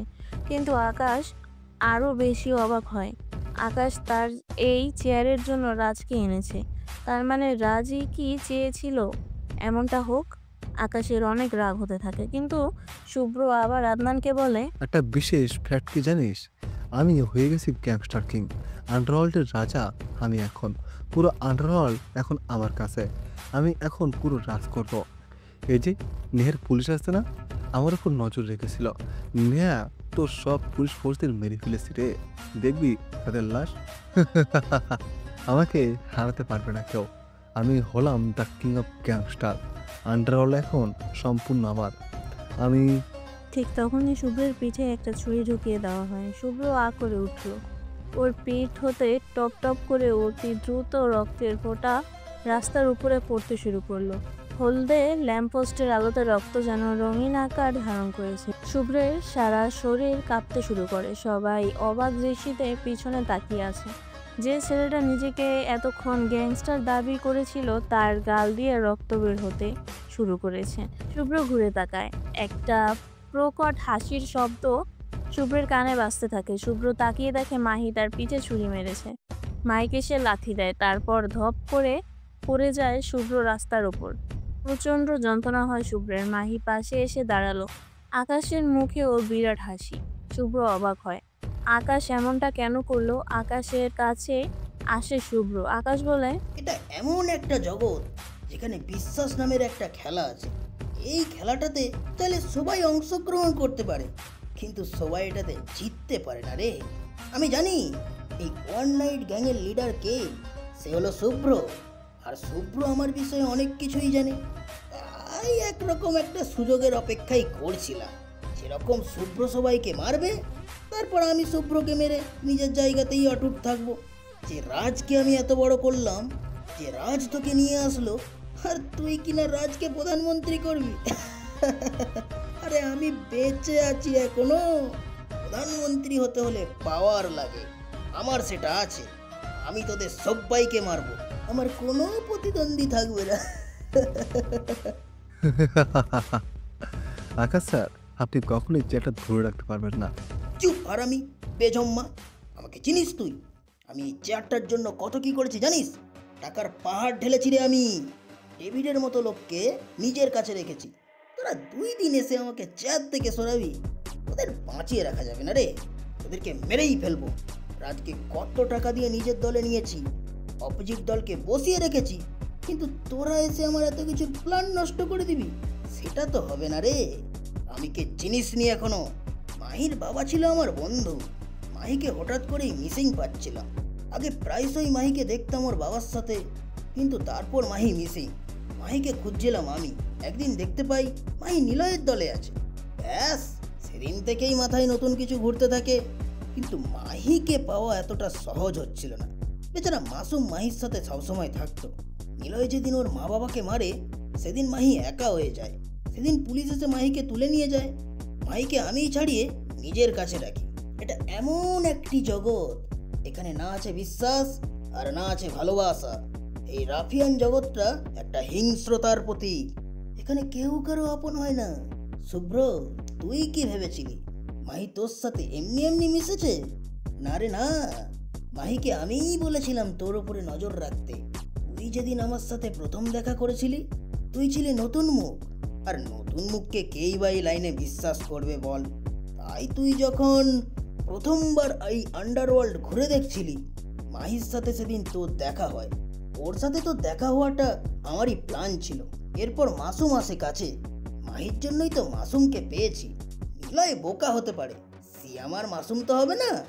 একদিকে ওরা ছোট জায়গাতে আসে, আরেকদিকে ওদের সামনে টাকার ব্যাগ রেখেছি। কতক্ষণ ওরা আমার দলে আসবে না। নিলয়কে তবুও দুর্বল করা যাচ্ছিল না। সব কিছু আমার আন্ডারেই ছিল। তোদের যেন বিশ্বাস না হয় যে তোদের ওপরেই কাঁঠাল ভেঙে খাচ্ছি আমি। তাই নিলয়ের সাথে মিলে সিয়াম আর মাসুমকেও মরতে হলো। মানে এই সিদ্ধান্তে মত প্রকাশ করতে হলো আমার আর কি। এখন তো এসব নিয়ে আর ভেবে লাভ নেই, তাই না? নিলয় তো শেষ, নিলয়ের সব লোকেরাও শেষ। চারপাশে আমার লোকেরা ছড়িয়ে আছে। তোরা কি ভেবেছিস আমি একা এসেছি? না রে না, আমি একা না রে। তোদের মারার জন্য আমি আমার লোকেদের এনেছি। তোদেরকে মেরে আমি ডেভিডকে ডাকবো দেশে, তখন আমিই থাকবো এই দেশের প্রধানমন্ত্রী। আর গ্যাংস্টার বলে তো কোনো কিছু থাকবেই না। সব সিদ্ধান্ত আমিই নেব। আমি ডেভিডের কাছে এই গোটা বাংলাদেশটাকেই বিক্রি করে দেব। তারপর আমি চলে যাব আমেরিকা। সব কিছু আমার প্ল্যানেই ছিল, এখনো আছে। নিলয় যেহেতু শেষ, ওর লোকেরাও শেষ। নতুন করে গ্যাংস্টার আমিই রাখবো না। তাই তুই যেন গ্যাংস্টার না হোস, তাই তোকে মরতে হচ্ছে রে শুভ্র। সো গুড বাই ইয়ার, ভালো থাকিস ওপরে। তুই যেমন নিলয়ের বিশ্বাস ভাঙলি, আমিও তেমন তোর বিশ্বাস ভাঙলাম রে। সব কিছুই শেষ, পিকচার বি ক্লোজ। মাহি, তোমাকে আমি ভালোবেসেছিলাম, কিন্তু তুমি এমনটা করতে পারলে? তোমাকে বিশ্বাস করে নিজের সবটা ভালোবাসা দিয়েছি। চুপ কর শালা হারামি, তোর মতো গর্ধবার আমি পাইনি। তোকে নিয়ে নিলয়কে দুর্বল করলাম। ইচ্ছে ছিল ওই রাজকেও মারবো, কিন্তু আকাশ স্যার বারণ করলো। তাকে আমি বাবা হিসেবে মানি। নিলয়কে মারতেই তো সবকিছু করেছে। মাহিকে একটু একটু করে সাজিয়েছি নিলয়কে সরাতে। যে শুভ্রকে ব্যবহার করেছে, এবার সব শেষ করার সময় এসেছে। মাহি আসো, শুভ্র, আদনান, সবাইকে মারি। আকাশ কথাগুলো বলে শুভ্রের দিকে এগিয়ে যায়। শুভ্র চুপচাপ রাস্তার উপরে পড়ে রইল। আকাশ পিস্তল বের করে কোমর থেকে, তারপর শুভ্রের দিকে পিস্তলটা রেখে ট্রিগার চাপ দিতে যাবে, তখনই একটা গুলি চলার শব্দ হয়। কিন্তু কে কাকে গুলি করলো? আকাশ তো স্থির দাঁড়িয়ে আছে। আকাশ তো এখনো শুভ্রকে গুলি করেনি। সবাই ঘুরে তাকায়। মাহির চিৎকার শুনতে পায় সবাই। মাহির কাঁধে গুলি লেগেছে। মাহি ছিটকে পড়ে যেয়ে কাঁদতে থাকে ব্যথায় আর যন্ত্রণায়। কিন্তু মাহিকে গুলি করলো কে? শুভ্রকে পিছন থেকে মাহি অ্যাটাক করে। শুভ্র মাহির দিকে তাকালো। মাহিকে আকাশ নিজের দলে নিয়েছে। শুভ্র হাসতে থাকে, নিজের হাতের পিস্তল। রাজও হাসতে থাকে। আকাশ ঘুরে তাকাতেই আকাশের পায়ে গুলি করে রাজ। হঠাৎ শুভ্রের পাশে গিয়ে পড়ে। আকাশ যন্ত্রণায় চিৎকার করে, রাজ, তুই আমার সাথে এটা করতে পারলি? আমাকে আমাকে গুলি করলি তুই? তোকে তোকে আমি এত টাকা দিয়ে আজকে এখানে আনছি, আর তুই তুই আমার সাথে এমন কেন করলি? কেন? রাজ কোনো কথা বলে না। সে রাস্তার উপরে বসলো। যেভাবে ফ্লোরে বসে সবাই খাবার খায় সেভাবে বসলো রাজ। হাতে একটা সিগারেট ঠোঁটে নিয়ে আগুন জ্বালিয়ে টানতে থাকে। ডান হাতে পিস্তল আর বাম হাতে সিগারেট। রাজের চোখে মুখে শান্ত ভাব, যেন গেমসটাকে সে নিজেই এখন পুরো কন্ট্রোলে নিয়েছে। রাজ কয়েকবার সিগারেট টান দিয়ে বলে, মৃত্যুর যন্ত্রণার চেয়ে বিরহের যন্ত্রণা যে কত কঠিন, কত ভয়ঙ্কর, তা একমাত্র ভুক্তভোগীই অনুভব করতে পারে। আমি এইটা অনেক আগে অনুভব করেছি, নিজেকে শক্ত করেছি। পৃথিবীতে কেউ কারো নয়, শুধু সুখে থাকার আশায় কাছে টানার ব্যর্থ প্রত্যয় আর দূরে চলে যাওয়ার এক বাস্তব অভিনয় করেই বেঁচে থাকে মানুষ। আমিও সেই অভিনয় করে বেঁচে আছি, এটা আমাকে তাড়া করে বেড়ায়। তবে এটা ভেবে নিজেকে সান্ত্বনা দিয়ে থাকি যে জীবনকে যেমন আমরা স্বাভাবিকভাবে গ্রহণ করেছি, মৃত্যুকেও তেমনই স্বাভাবিক বলে মেনে নিতে হবে। আজ সব হারিয়ে এখানে এসেছি। প্রশ্ন হলো, হলুদ খামের চিঠি কে দিত? শুভ্র, মাহি, আদনান, নিলয় নাকি আকাশ? রাজের কথায় সবাই চুপ হয়ে গেছে। রাজ এত ডেঞ্জারাস কেন? এভাবে বিশ্বাসঘাতকতা করবে আকাশ কখনো কল্পনাও করেনি। নিলয়ের জায়গাতে রাজ কখনো যেতে পারেনি, কিন্তু রাজকে আকাশ নিজের কাছে মনে করেছিল। আকাশ কোনো রকমে হাত দিয়ে পা চেপে ধরে নিয়ে বলে, হলুদ খামের চিঠি আমিও পেয়েছি রাজ। আমিও পেয়েছি, ভাবতাম এটা আপনাদের ভিতরে কেউ। চিঠি তো আমিও পেয়েছি, ভেবেছিলাম আকাশ আমাকে হুমকি দিত যেন আমি প্রধানমন্ত্রী হতে না চাই। এই হলুদ খামের চিঠি আবার কি কি হচ্ছে এসব? এ তাকে মারছে, সে আবার অন্যকে মারছে। এখানে আসলে হচ্ছে কি? আমি বলছি কি হচ্ছে, খুবই সহজ করে বলছি। জিসান কথাটা বলে হাসতে থাকে। রাজ এগিয়ে আসে জিসানের দিকে। জিসানের হাতের বাঁধন খুলে দেয় রাজ। জিসান উঠে দাঁড়ালো। আদনান আর নেহা জিসানকে দেখেই হা করে তাকিয়ে আছে। জিসান হেঁটে রাজের কাছে আসলো। রাজের থেকে একটা সিগারেট বের করে নিয়ে মুখে দিয়ে আগুন জ্বালিয়ে টানতে শুরু করে। সবাই ওর দিকে তাকিয়ে অবাক। জিসান বলে, আরে আমি কোনো সিনেমার নায়ক না, আমি ভিলেন। আমাকে এভাবে দেখার কি আছে? রাজ, পিস্তলটা দাও। জিসান পিস্তল নিয়ে মাহির কপালে গুলি করে পরপর দুটো। জিসানের এমন রূপ দেখে নেহার চোখেই পলক পড়ছে না। জিসান ওর বোনের কাছে আসলো, তারপর হাসি দিয়ে বলে, কি বোন, অবাক হয়ে তাকানোর কি আছে? আর ড্যাড, তুমি এত বোকা কেন? বোকারা মন্ত্রী হতে পারে না তো? সবাই বোকা এখানে। কাজের ছেলে একমাত্র রাজ। এত ভাবছো কেন তোমরা? আচ্ছা চলো, তোমাদের সব কনফিউশন আনসার ক্লিয়ার করে দিচ্ছি। তার আগে মাহিকে কেন মারলাম বলি শোনো। এই মাহি হলো আমার ওয়াইফ। জিসানের কথা শুনে বাকি সবাই আরো অবাক হয়। এমনকি রাজও অবাক হয়ে তাকিয়ে থাকে জিসানের দিকে। আকাশও অবাক হয়ে দেখছে জিসানকে। এই জিসান এত খারাপ, এত চিজ, আগে কেউ জানতো না। জিসান হাসি দিতে থাকে সবার এমন অবাক হয়ে তাকানো দেখে। জিসান তার বাবার কাছে যায়। জিসান বলে, বাবা, ছোটবেলার কথা মনে আছে? জিসান, তুই এতদিনে পঙ্গু থাকার নাটক করেছিলি? আহ বাবা, এমন করলে কিন্তু মেরে ফেলবো। চুপচাপ শোনো না। তুমি তো আমাকে পশু বানিয়েছো। তোমার ভালোবাসা আমি পাইনি, সবটা তুমি নিলয়কে দিয়েছো। কিন্তু কেন?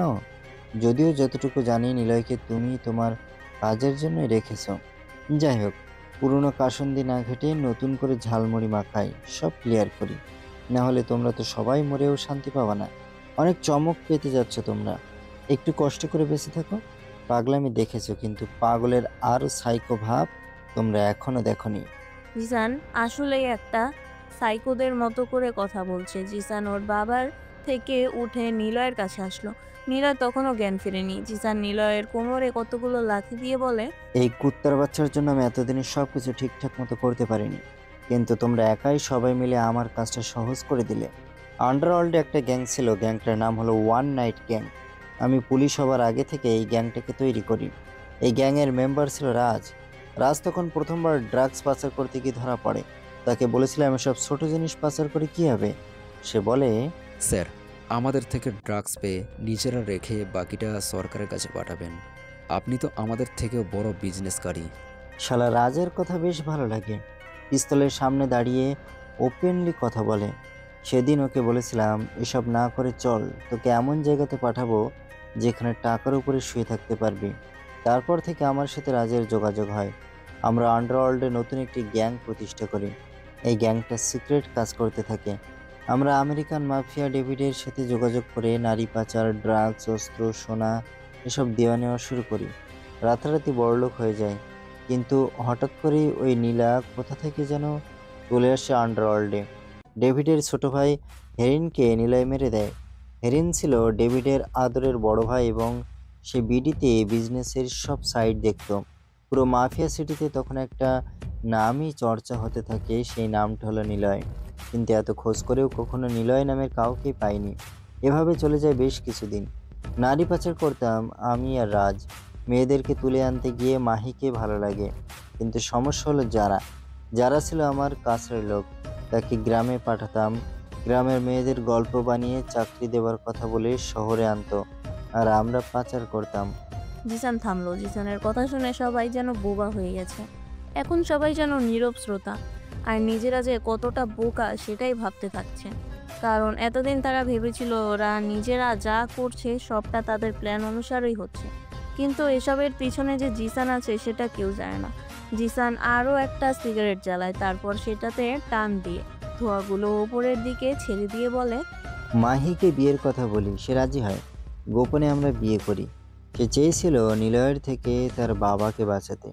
ও হ্যাঁ, বলে রাখি, মাহির বাবা যে ড্রাগসের বিজনেস করতো সেটা আমার কথাতেই, কিন্তু তিনি চিনত না যে কার সাথে বিজনেস করতো। বললাম না, একটা গ্যাং আছে যার নাম ওয়ান নাইট, ওই গ্যাংয়ের লোকদের সাথেই করতো, মানে আমাদের সাথে। যাই হোক, যারা আমাকে পছন্দ করতো, কিন্তু সে জেনে যায় আমি মাহিকে বিয়ে করেছি। মাহির সাথে আমার প্রেম করেই বিয়ে হয়। তাকেই আমি এই লাইনে এনেছিলাম, কিন্তু যারা সমস্যা করে সে আমার বিরুদ্ধে রিপোর্টারদের কাছে বলতে চায়। মেজাজ খারাপ হয় না বলেন আপনারা? এত বছর টাকার জন্য, ক্ষমতার জন্য যে সাম্রাজ্য গড়ে তুলতে যাচ্ছি সেটা ওই পাতি মেয়ে নষ্ট করে দেবে? এতটা সহজ? তাকে ধর্ষণ করে পাচার করে দিয়েছিলাম আমেরিকাতে, কিন্তু সমস্যা হয়েছিল ঠিক সেদিন। সেই পাচার করা ট্র্যাঙ্কটা নিলয়ে আটকায়। আমি বাধা দিতে যাই। সেদিন নিলয়ের সাথে আমার হাতাহাতি হয়। তাকে আমি দেখেছিলাম। ওর নাম ছিল অরহান আহমেদ। বাস্তবে সে অরহান, আর আন্ডারওয়ার্ল্ডে সে নিলয় নামে পরিচিত। শুরু হয় নতুন গ্যাংস্টারের গল্প। তাকে আমি চিনতাম, বাবার পরিচিত ছেলে তো, চিনব না কেন? যারাকে সেদিন ওই ক্যান্টিনিয়ারে পাচার করতে গিয়ে নিলয় আমাকে আটকায়, সেখানে আমাকে গুলি করে নিলয়। সেদিনই ভেবেছিলাম এই সাম্রাজ্য গড়ে তুলতে হলে আমাকে অনেক কিছু করতে হবে। নিজেকে রিভিল করার বদলে সবার থেকে হাইড করে নিই, পঙ্গু সেজে বাড়িতে বসে থাকি, আর আজকে দিয়ে সব কাজ করিয়েছি। জিসান থেমে যায়। জিসান যে ডেঞ্জারাস সেটা বুঝতে আর বাকি নেই কারো। জিসানের এমন হিংস্র রূপের আগে কেউ কখনো দেখেনি। নেহা আর আদনান জিসানকে দেখে অবাক হচ্ছে। তাহলে এতদিন সব কিছু করেছে জিসান, আর এখানে থাকা সবাই জিসানের গেম কন্টিনিউ করেছে। আদনানের ছেলে এমন কিছু করবে কেউ ভাবতেই পারেনি। আদনান জিসানকে দেখে আর চোখ বড় করে তাকায়। জিসান তার বাবার অবাক দেখে হেসে দেয়। জিসানের কথায় সবাই যেন নতুন কিছু খুঁজে পাচ্ছে। এতদিন ওরা যা জানতো তা আগে থেকেই যে জিসানের প্ল্যান নেই হতো সেটা এখন বুঝতে পারে, কিন্তু তারা বুঝতে দেরি করে ফেলেছে। এখন কিছুই করার নেই তাদের। জিসান যা বলছে তা চুপচাপ শোনা ছাড়া তারা কিছুই করতেও পারবে না। হয়তো একজন পারত, সে হলো নিলয়, তবে নিলয়ও এখন নেই। নিলয়কে আগেই মারা হয়েছে। জিসান হাসতে থাকে। ওর হাসি চারপাশে কেমন বিদঘুটে শব্দ তৈরি করেছে। গ্যাংস্টার কিং হতে সবাই কত কিছুই না করলো, অথচ এদের সবাইকে নিয়ে খেললো। প্রথমে শুভ্র, তারপর মাহি, তারপর আকাশ, এরপর রাজ, শেষে এসে জিসান। সব রহস্য যেন আজ এক জায়গাতে এসে থেমেছে আর একটু একটু করে খুলতে শুরু করেছে। কিন্তু এর শেষ কোথায়? কি হতে যাচ্ছে? জিসানকে এর আগে কখনো এতটা ভয়ঙ্কর লাগেনি, যেন কোনো আগুনের সীসা একটু একটু করে সবার দিকে এগিয়ে আসতে শুরু করেছে। এর থেকে বাঁচার উপায় কি? জিসান বসলো নিজের জায়গাতে, পাশে রাজ বসা। জিসান গম্ভীর গলাতে হেসে দিয়ে বলল, এখনো খেলা অনেক বাকি। আমি কেন তোমাদের না মেরে বাঁচিয়ে রেখেছি সেটা সময় হলেই টের পাবে। মরার আগে একটু চমকে যাও, নতুবা মরার আগে সব প্রশ্নের উত্তর জেনে যাও, নইলে মরার সময় শান্তি পাবে না তোরা। তোদের মৃত্যু দেখার জন্য আমি বহু বছর ধরে বসে আছি। মাহিকে তো অনেক আগেই মারতে চেয়েছিলাম। সে সত্যি সত্যি মাসুমকে ভালোবেসে ফেলে। এটা কোনো কথা? আমি ওর হাজব্যান্ড, না হয় আমি খেলাটা খেলছি, সে তো ওটা জানে না। আমাকে রেখে কেন সে অন্য কারো প্রেমে পড়বে? তাহলে কি তার বেঁচে থাকাটা জরুরি? একদমই না। কিন্তু এই চিঠি কে দিত? কম্পিউটারে টাইপ করে চিঠি লিখে সবাইকে পাঠাতে হতো। আমি জানতে চাই। আমি জানি সে তোমাদের ভেতরেই একজন, কিন্তু সে কে? এই চিঠির জন্য সবাই সব কিছু হারিয়েছে। গ্যাংস্টার পজিশনের জন্য রাজ তার পরিবারকে মেরে ফেলেছে, যাতে করে নিলয় তার দুর্বলতা খুঁজে না পায়। অথচ তারা এসে গ্যাংস্টার হবি, মন্ত্রী হবি, সেটা তো হবে না বস। একটু একটু করে সাজানো আমার প্ল্যান, তোদের নিয়ে খেলা, আমাদের সব কিছু এভাবে নষ্ট হবে তা কি করে হয়? জিসানের কথা শুনে রাজের দিকে তাকালো সবাই। রাজ এতটা নির্দয় কিভাবে হতে পারলো? এই আন্ডারওয়ার্ল্ডে গ্যাংস্টার হতে তার পরিবারকে সে নিজ হাতে কিভাবে মারতে পারলো? রাজ হাসতে থাকে। বুঝে যায় সবাই, ওরা দুটো ক্ষুধার্ত হিংস্র ভয়ঙ্কর বনের কোনো জানোয়ারের সামনে পড়েছে, যারা শুধু ক্ষুধার্তে নয়, তারা একই সাথে নির্দয়, নৃশংসও বটে। ভয় পায় ওরা। জিসান বলে, এবার শুরু থেকে আসি। আকাশ ছিল প্রধানমন্ত্রী। আকাশ নিলয়কে তার কাছে রাখতে চেয়েছিল, এই সুযোগটাই দরকার ছিল। রাজ আকাশের কাছে নিলয়কে এনে দেবার কথা বলে। আস্তে আস্তে রাজ হয়ে ওঠে সেকেন্ড গ্যাংস্টার। নিলয়কে এনে না দিয়ে আকাশের পছন্দের পাত্র হতে শুরু করে। এই সময়টায় আকাশের সাথে ডেভিডের ডিল করিয়ে ফেলে। ডেভিড একবার আকাশকে প্রধানমন্ত্রী করে দেয়। রাজ হেল্প করে সব কিছু দিয়ে। আকাশের মনে রাজের প্রতি 2 নম্বরি বিজনেসের প্রতি আকাশ ঝুঁকে যায়। খেলাটা শুরু সেখান থেকে, কারণ একটা দেশের প্রধানমন্ত্রী যদি কোনো গ্যাংস্টারের সাথে থাকে তাহলে আর কি লাগে, এসব বিজনেস তো আরও সহজ হয়ে যায়। আর নিলয় এটা বুঝতে পারে। সেজন্য নিলয় আমাদের সব টিম মেম্বারদের ধরে ধরে মারতে শুরু করে। কিন্তু পুলিশ নিলয়কে কেন খুঁজছে না? এই প্রশ্নের উত্তরে রাজ আকাশকে জানিয়েছিল যে পুলিশ যেন গ্যাংস্টার নিলয়কে জীবিত হোক বা মৃত অ্যারেস্ট করে। কিন্তু নিলয় তো বুদ্ধিমান খেলোয়াড়, কোনো কাজ করলে তার প্রমাণ রাখে না। যারা তাকে দেখে তাদের শেষবারই দেখা হয় নিলয়কে, এরপর তারা মরে যায়। পুলিশ নিলয়কে ধরা তো দূরে থাক, তার সামনে অবধি যেতে পারতো না ভয়ে। সবটাই আমার প্ল্যানেই হচ্ছিল। রাজের মাধ্যমে আমি সব কিছু নিয়ন্ত্রণে রাখছিলাম। রাজের দ্বারা আকাশকে ডেভিডের কথা বলা, নারী পাচার, অস্ত্র আনা, ড্রাগস আনা, সব কিছু আমি রাজের দ্বারা আকাশের মাধ্যমে গোপনে চালাতে থাকি। আর নিলয় বেশি ঝামেলা করলে পুলিশের মাধ্যমে নিলয়কে ব্যস্ত রাখতাম, কিন্তু তাতেও কাজ হতো না। নিলয় যেভাবেই হোক সে নিজেকে সেফ রাখত। তাই নতুন করে মাইন্ড গেম অ্যাড করি, সেটা হলো নেহা। হ্যাঁ, নেহাকে ব্যবহার করি আমি। তাকে নিলয়ের গল্প শোনাই, তবে সেটা খারাপ দিক বলে। নিলয়কে মারতে হলে তাকে বিয়েও যদি করতে হয়, করতে হবে নেহাকে। নেহা তার পিয়ারি ভাইয়ের জন্য সব করতে রাজি হয়। বেশ, নেহা নিলয়কে বিয়ে করে, তারপর চমক দিয়ে নিলয়কে সে অ্যারেস্টও করে। কিন্তু বাদশাতে আমার বাবা। ভেবেছিলাম নিলয়কে নেহা মারবে, কিন্তু নেহা মারেনি। প্ল্যান কিছুটা নষ্ট হলেও চলমান থাকে। আদনান সাহেব যে নিলয়কে ছাড়িয়ে আনে। নিলয় তারপর থেকেই আমাদের বাড়িতে থাকে। নেহা নিলয়কে মারবে না আর বুঝে যায়। কিন্তু আমার প্ল্যানে তো অন্য কিছু। ডেভিডকে নিলয় জানে, যেহেতু তার ভাইকে সে মেরেছিল। ডেভিডও চাইতো নিলয়ের মতো একজন পাওয়ারফুল ছেলে তার সাথে কাজ করুক, কিন্তু নিলয় গ্যাংস্টার হয়েছে আমাদের মতো খারাপদের মেরেই। সে কি কখনো খারাপ বা মাফিয়াদের সাথে মিশবে? No no. আমার ধান্দায় বাধা দিতে থাকে নিলয়। হাসপাতাল, মাদ্রাসা বন্ধ করে দেয় নিলয়। নিলয় তো মারতেই হবে। সেজন্য আন্ডারওয়ার্ল্ড থেকে শুভ্রকে কিলার হিসেবে নিয়ে আসি। ছেলেটা বেশ কাজের। মাহিকে দিয়ে শুভ্রকে নিলয়ের লোকেদের মারিয়েছি। কিন্তু কে জানতো শুভ্রই নিলয়ের সৎ ভাই। যদিও এটা ভাইয়ের কোনো ভ্যালু নেই, কিন্তু সমস্যা হলো যেই আসে সেই গ্যাংস্টার কিং হতে চায়। শুভ্র নিলয়কে মারলো, শুভ্রকে মারলো আকাশ, আকাশকে মারলো রাজ, আর আমি মাহিকে। ব্যাস, কাহিনী এখানে শেষ। কিন্তু সমস্যা হলো ওই লেটার বয়। মানে কে সে? সবাইকে হলুদ খামের চিঠি দিত, অথচ সেটাতে হুমকি থাকতো না। তবে এমন কিছু থাকতো যেটা আসলে পড়ার পর ভয় পেত সবাই। সে কে? আমাদের ভেতরে কে জানে? নিলয়? নিলয় চিঠি দিত? যেই দিক, আজকেই তার খেলা শেষ। মরার আগে তোমাদের আমার গেস্টের সাথে পরিচয় করিয়ে দিই। David, come here. এতক্ষণ জিসান অনেক কথা বলেছে, সবাই জিসানের কথা শুনেছে। তাহলে এতদিন ওরা যা যা করেছে সব জিসানের প্ল্যানেই হতো।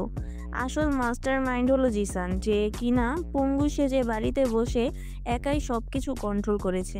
নিলয়কে মারতে শুভ্রকে নিয়ে আসা, নিলয়ের লোকদের মাহির মাধ্যমে সরানো, আকাশের সাথে ডেভিডের ডিল, মন্ত্রী বানানো, সব কিছু জিসানই করেছে। জিসান আসল খেলোয়াড়। কিন্তু জিসান কাকে ডাকলো? একটা পায়ের শব্দ শোনা যায়। ঠকঠক করে হেঁটে কে যেন অন্ধকার থেকে ওদের দিকেই এগিয়ে আসতে থাকে। অন্ধকার ছাড়িয়ে লোকটা সবার সামনে আসে। একজন বিদেশি আমেরিকান লোক এসে দাঁড়ালো। ডেভিডকে হাতে গোনা কয়েকজন চেনে। জিসানকে এসে ডেভিড হাত করলো। জিসান বলল, Introduce my friend. He's David Johnson. He's a big mafia in the world. Hello guys. Zisan থামলো। একটা গাড়ি আসে সেখানে। গাড়ি থেকে কতগুলো ছেলে নামলো। সবাই জিসানের লোক। জিসান হাসতে থাকে। জিসানের মতো ভয়ঙ্কর লোক এরা কোনোদিন যেন দেখেনি। জিসান হাসির গতি বাড়ায়। ডেভিড বলে, জিসান, আমি সব কিছু আড়াল থেকে শুনেছি। তুমি আসল রাফিয়ান। I love you. ভয়ে আমি রিয়েলি ইমপ্রেস তোমার প্রতি। কি চাও বলো তুমি? আজকে আমি অনেক খুশি। নিলয়ের ঝামেলা নেই, কোনো পুলিশি ঝামেলা নেই। শান্তিতে এখন আমি বিজনেস করতে পারবো। আর আমি তোমার মতো একজন বিশিষ্ট মানুষ পেয়েছি। বলো এই খুশিতে তুমি কি গিফট চাও? যা চাইবে সবই দিব তোমাকে। কত টাকা চাও? দামি গাড়ি চাও? সুন্দরী কোনো নারী চাও? জিসান হাসি থামায়। ডেভিডকে থামতে বলল। জিসান শান্তভাবে গাড়ির ওপরে গিয়ে বসলো। রাজের গাড়ির দরজা খুলে ড্রয়ার থেকে একটা পিস্তল বের করলো। জিসান হাসতে হাসতে বলে, আমি তো চাই অনেক কিছু, কিন্তু সেসব তো আমার আগেই পাওয়া হয়ে গেছে। আমি যা চাই দিবেন আমাকে? হ্যাঁ অবশ্যই চাই। বলো কি লাগবে, না করব না। জলদি চাও জিসান। আমি হতে চাই বিগ মাফিয়া ডেভিড। আমি শাসন করতে চাই পুরো বিশ্ব। আমার কথাতে সব হবে, এটা আমি চাই। হোয়াট? কি বলো তুমি? মাথা ঠিক আছে? তুমি কি পাগল হয়ে গেছো? আমি পাগল নই, আমি হিংস্র জানোয়ার। জিসান হাসতে থাকে। সেখানে থাকা সবাই অবাক হয়। ভয় নিয়ে তাকিয়ে আছে জিসানের দিকে। ওদের শরীরের সব যন্ত্রণা একদমই যেন চলে গেছে জিসানের কথা শুনে। জিসান কি সত্যি পাগল হয়ে গেছে? সে কি চাচ্ছে, সেটা কি ভেবেছে? আকাশ শুভ্রের কাছে ছিল। বিড়বিড় করে বলে, জিসান এবার মরবে। সবাই পলকহীনভাবে জিসানের দিকে তাকিয়ে আছে। ডেভিড রেগে যায়। চিৎকার করে ওর পাওয়ারফুল সিকিউরিটিদের বলে, ব্ল্যাডি বাস্টার্ডকে এখানে মেরে ফেলো, যেন ওর মৃত্যু দেখে সবাই ভয় পায়। ডেভিডের 10 জন সিকিউরিটি এগিয়ে আসে। জিসানকে মারতে হবে। ঠিক তখনই জিসান বলে, খেল তো আভি শুরু হোগা, বয়েস স্টার্ট দ্য গেম। জিসানের কথা শোনা মাত্রই কথাগুলো রাইফেল থেকে গুলি চলে আর সেখানে থাকা ডেভিডের সব লোকেরা একসাথে মারা যায়। 1 মিনিটের ভেতরে পুরো জায়গাতে রাইফেলের গুলির শব্দ আর সাদা ধোঁয়ার পূর্ণ হয়ে যায়। 1 মিনিট পর সব যেন স্বাভাবিক হয়ে গেছে, কিন্তু জিসান সে হাসতে থাকে। সামনে ডেভিড হাত জোর করে বসে জিসানের কাছে বলছে, তুই একটা হারামি জানোয়ার। You are very danger man. যাক, চিনতে পারলে অবশেষে। প্রশ্ন হলো, আমি কেন এই গ্যাংস্টার জগতে ঢুকলাম? প্রথমে টাকার নেশা ছিল, কিন্তু পরে সবচেয়ে শক্তিশালী লোক হতে চেয়েছিলাম। এই নেশা আমাকে তার কাছে অবধি নিয়ে যায়। ডেভিড হলো পুরো বিশ্বের মাফিয়া। তার কথা মতো বড় 15টা দেশের আন্ডারওয়ার্ল্ড চলে। সব কিছুর নিয়ন্ত্রণ তার কাছে। ডেভিডকে দেখা যায় না, ছোঁয়া যায় না, কিন্তু মারা যায়। আমি ডেভিড হতে চেয়েছি। আমি বিগ মাফিয়া হতে চেয়েছি। আমি শাসন করতে চেয়েছি সব কিছু। আমার এখন সব পাওয়া হয়ে গেছে। আমি এখন ডেভিডকে মেরে অফিসিয়ালি হয়ে যাব বিগ মাফিয়া। তবে এত জলদি কাউকে মারতে ইচ্ছে করে না। একটু কষ্ট না দিয়ে মারলে কি ভালো লাগে? জিসান ডেভিডের 2 হাতের ওপর গুলি করে। তারপর 2 পায়ের রানের ওপরে 2টো গুলি করে। ডেভিড যন্ত্রণায় চিৎকার করতে থাকে। জিসান সেই চিৎকার শুনতে শুনতে হাসতে থাকে। পাগলের মতো আচরণ করতে থাকে। জিসানের সব হাতের মুঠোয় চলে এসেছে। জিসান ডেভিডের মাথায় পিস্তল ঠেকিয়ে যখন গুলি করতে যাবে, তখনই জিসানের মাথায় বেসবল ব্যাট দিয়ে কে যেন জোরে আঘাত করে। জিসান মাটিতে পড়ে যায়। জিসানের লোকদের উপরে গুলি চালানো হয়, তবে সেটা পায়ের কাছে, কারো গায়ে না। জিসান ঘুরে তাকায়। রাজের হাতে ব্যাট। জিসান অবাক হয়। রাজ হাসতে থাকে। রাজকে দেখে বাকিরাও অবাক হয়। এখনও কি কাহিনীতে টুইস্ট বাকি আছে? রাজ হাসতে হাসতে জিসানের কাছে আসে। ডেভিড চিৎকার করে বলে, মাশাআল্লাহকে মেরে ফেলো রাজ। রাজ কোমর থেকে পিস্তল বের করে ডেভিডের বুকে পরপর 3টে গুলি করে। ডেভিড সেখানেই মারা যায়। রাজ আরও জোরে হাসতে থাকে। চিৎকার করে বলে, ডেভিডকে মারলো কে? রাজ? রাজ তাহলে বিগ মাফিয়া? এটাই তো আমি চেয়েছিলাম। অন্যের গোলামি করব না, এটা সম্ভব নয়। আমি আমার থাকতে চেয়েছি। নিজের পরিবারকে আমি নিজ হাতে মেরেছি। এত সহজে কি সব হারাতে পারি? ডেভিডকে তো আমি মারতে চেয়েছিলাম। ডেভিডের ফোন মেসেজ করেছিলাম আমি। বলেছিলাম নিলয় রাজি হয়েছে আমাদের সাথে কাজ করার জন্য, কিন্তু শর্ত হলো তার সাথে দেখা করে ডিল করতে হবে। ডেভিড সেজন্যই এই দেশে আসে। হ্যাঁ, আমি জিসানের কথাই সব করেছি, কিন্তু আমার লালসা বেড়ে যায়। এবার যে তোকে মরতে হবে, আমার লোক চারপাশে আছে, আমিও সব প্ল্যান করে এসেছি। জিসান উঠে দাঁড়ালো। রাজ জিসানকে গুলি করতে যায়। জিসান হাসতে থাকে। রাজ চমকে যায়। পিস্তলের সামনে থেকে কে হাসে? রাজ রেগে প্রশ্ন করে, হাসছিস কেন তুই? মরবি বলে পাগল হয়ে গেছিস নাকি? আমার পোষা বিল্লি আমাকে বলে ম্যাও, ভালো লাগছে। এমন টুইস্টই তো দরকার ছিল। ডেভিড মরলো আর কে? কেউ তো বেঁচে নেই। ও হ্যাঁ, বেঁচে আছে তো একজন, সেই তো গেম চেঞ্জার ভাই। কেসে কার কথা বলছিস? বল, আমি তাকে মেরে ফেলবো। পারবি না রাজ, আমি তোকে আগেই বলেছিলাম এই মাইন্ড গেমের শহরে সবাই এক একটা হিংস্র হায়নার মতো। কাউকে আমি এই লাইনে বিশ্বাস করি না। এই সবার দুর্বলতাকে আমি আগে টার্গেট করেছি। আমার কোনো পিছুটান নেই। সত্যি কি নেই? আচ্ছা সাদমান। জিসান একটা ছেলেকে ডাক দেয়। সাদমান ছেলেটা এগিয়ে আসে। সে আরও একজনকে নিয়ে আসে। তার গায়ে কালো কাপড় পরানো, মুখটা ঢাকা তার। কিন্তু কে সে? জিসান হাতে বেসবল ব্যাট তুলে নিল। রাজের দিকে তাকিয়ে আসতে থাকে। রাজ বলে, কেসে কাকে এনেছিস? সাদমান, মুখের উপর থেকে কাপড় সরা। সাদমান কাপড় সরিয়ে দেয়। রাজ যাকে দেখলো তাকে দেখার জন্য একদমই প্রস্তুত ছিল না। রাজ অবাক হয়ে তাকিয়েছে। রাজ দাঁড়িয়ে থাকতে পারে না, দৌড়ে তার কাছে যায়, তাকে শক্ত করে জড়িয়ে ধরে। তখনই জিসান রাজের পিঠে জোরে একটা বাড়ি দেয়। রাজ নিচে পড়ে যায়। জিসান হাসতে হাসতে বলে, কি মামা, আমার খেলাটা কেমন লাগছে? চিনিস থেকে দেখ ভালো করে। তোর মেয়ে সে, ইতি ওর নাম, মনে আছে ওর কথা? সে কিন্তু পাচার হয়েছিল, ডেভিডের কাছেও গিয়েছিল। ডেভিডের লোক আছে একটা, ওর অ্যাসিস্ট্যান্ট, তার মাধ্যমেই তো তুই মেসেজ করেছিলি সেসব জানতে পারি। তবে তোর মেয়েকে আমি সেখান থেকে বহু আগে নিয়ে আসি। ভেবেছিলাম তোকে গিফট করব, কিন্তু তুই তো শালা হারামি, তোকে তো এবার মরতেই হবে। শালা নিজেকে এত দূর এনেছি এমনি এমনি? তোর মেয়েকে আমি নিয়ে এসেছি ডেভিডের থেকে। আমি জানতাম তুই এমনটা করবি। তোর চোখে মুখে লালসার ছাপ ফুটে উঠেছিল, কিন্তু এবার খেলাটা শেষ করতে হবে, সময় নেই হাতে। জিসান কথাগুলো বলে রাজের দিকে এগিয়ে আসে। রাজ তার মায়ের দিকে তাকিয়ে থাকে। জিসান পিস্তলটা রাজের দিকে তাক করে ধরে। ট্রিগারে চাপ দিতে যাবে, তখনই শুনতে পায়, খেলা তো এখনো বাকি রে জিসান।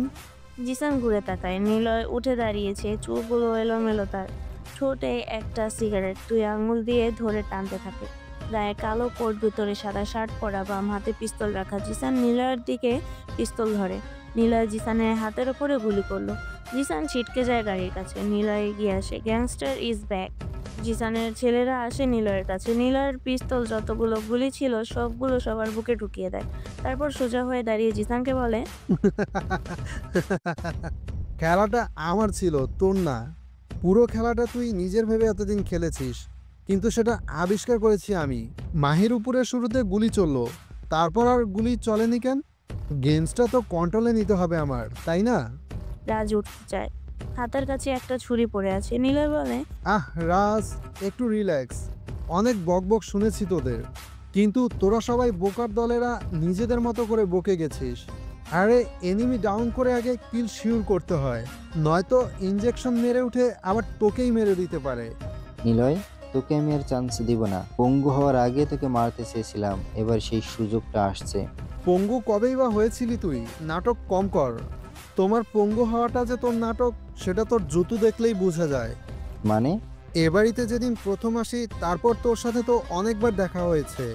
তোর কাজ, তোর প্ল্যান সবটা নিখুঁত ছিল, কিন্তু তোর কাজের সামান্য একটু ভুল হয়ে যায়। সেটা কি জানিস? তুই যে হাঁটিস জুতো পরে, আর হাঁটার পর জুতোর সামনের অংশে ভাঁজ পড়ে থাকে। যে পঙ্গু সে কিভাবে হাঁটবে?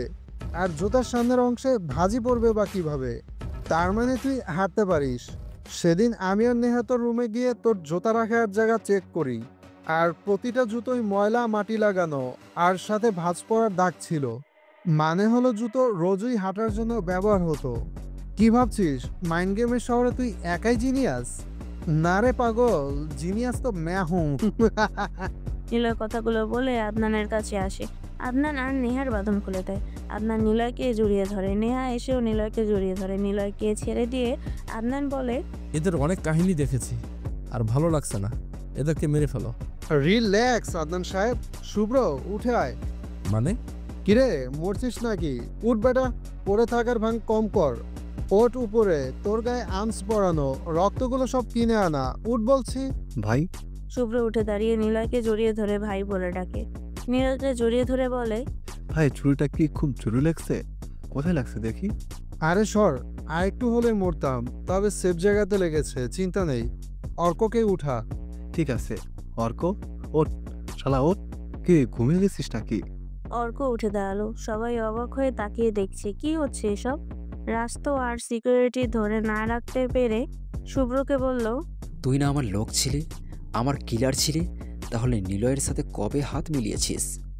আরে কি যে বলো না, নীলের সাথে তো কখনোই দূরে যায়নি, হাত মেলাবো কি? শোনো আমি বলি, নীলই আমাকে কিলার হিসেবে আন্ডার ওয়ার্ল্ডে নিয়ে এসেছিল যাতে তুমি হায়ার করো। আজকের এই সব কিছু ঘটবে তা আমরা জানতাম, এজন্য পাহাড়ে আমি নীলের সাথে দেখা করতে যাই সেদিন রাতে। কি কেমন লাগলো মাইন্ড গেম? শুভ্র, সব বলতে নেই, স্টপ করবে। চল গেমসটা শেষ করি এবার। নীলয় কথাটা বলে রাজের বুকে কয়েকটা গুলি করে। রাজ মারা যায়। রাজের মেয়েকে নেহা সরিয়ে নিয়ে যায় সেখান থেকে। জিসানের কাছে আসে নিলয়। শুভ্র আর অর্ক দূরে দাঁড়িয়ে। নিলয় বলে, যা, তোরা দুজন এখন যা, মানে যেটা বলেছিলাম সেটা কর। আচ্ছা ভাই। শুভ্র আর অর্ক চলে যায়। নিলয় জিসানের কাছে আসে। জিসান নিলয়কে বলে, ভাই মারিস না, আমি দেশ ছেড়ে চলে যাব, তবুও মারিস না প্লিজ, আমাকে ছেড়ে দে। নিলয় কখনো কাউকে সেকেন্ড চান্স দেয় না রে, এটা নিশ্চয়ই তুই ভালো করে জানিস। অনেক বক বক শুনেছি তোর। আসলে ডেভিডকে মারতাম আমি জানতাম ডেভিড এসেছে।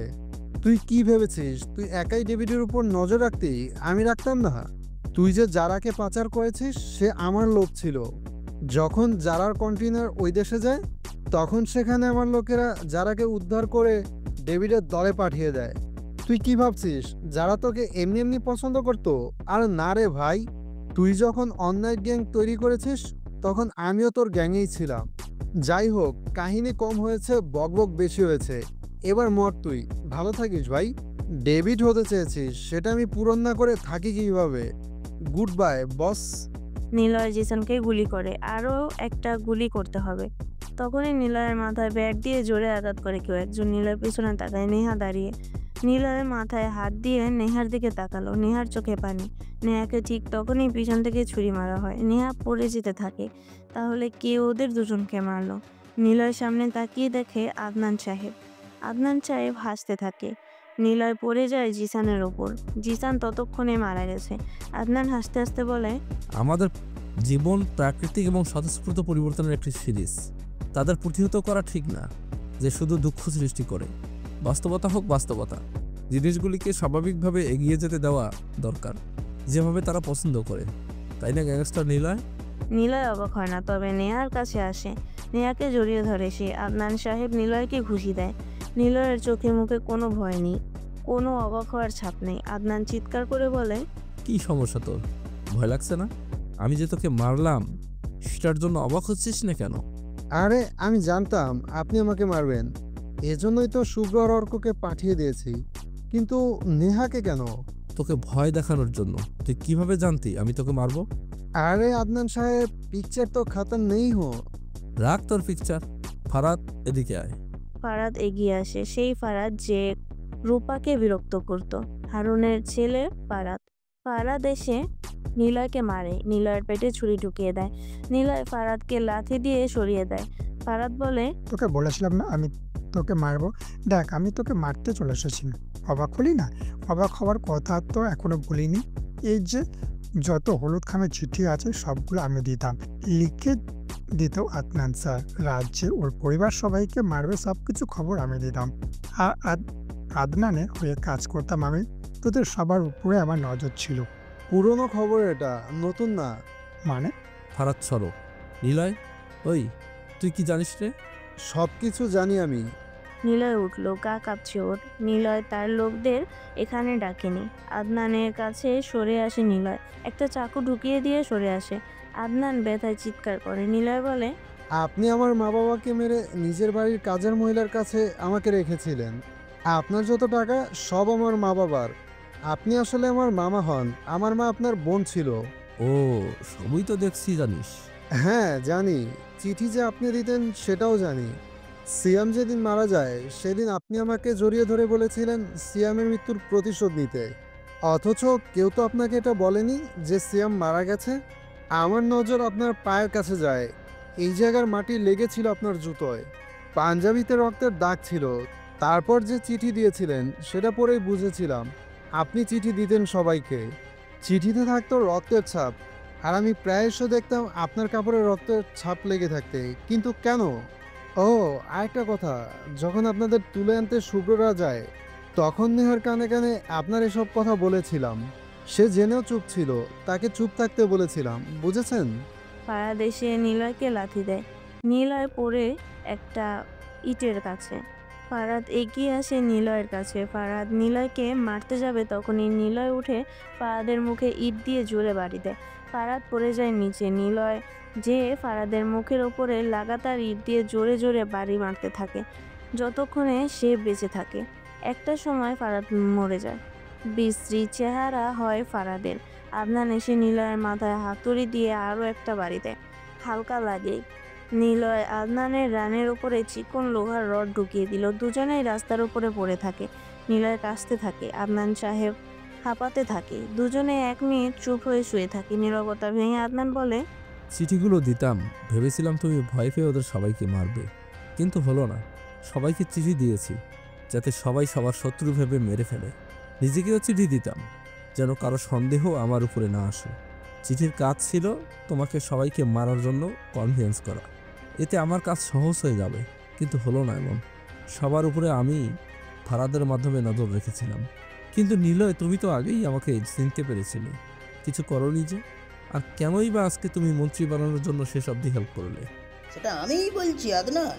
পিছন থেকে আকাশ কথাটা বলল। আদনানের যেন আরও অবাক হওয়া বাকি আছে। আকাশ আসলো নিলয়ের সামনে, নিলয়ের হাত ধরে টেনে তুললো।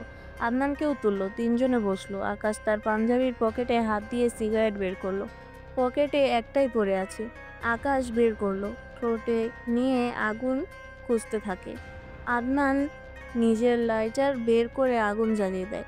আকাশ এক টান দিয়ে আদনানের কাছে দেয় সিগারেট। আদনান সিগারেটে 2বার টান দিয়ে নিলয়ের দিকে বাড়িয়ে দেয়। নিলয় সেটা নিয়ে কয়েকবার টান দিয়ে আবার আকাশের দিকে বাড়িয়ে দেয়।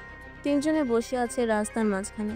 3 জনের গা থেকে রক্ত বের হচ্ছে। রাস্তা ভিজে গেছে রক্তে। আকাশ বলল, নিলয় শুরু থেকেই আমার লোক। নিলয়ের বাবা মাকে তুমিই মেরেছিলে তার সম্পত্তির জন্য। জানতে না, ওর বাবা আমার বন্ধু ছিল, একসাথে বিজনেস করতাম আমরা।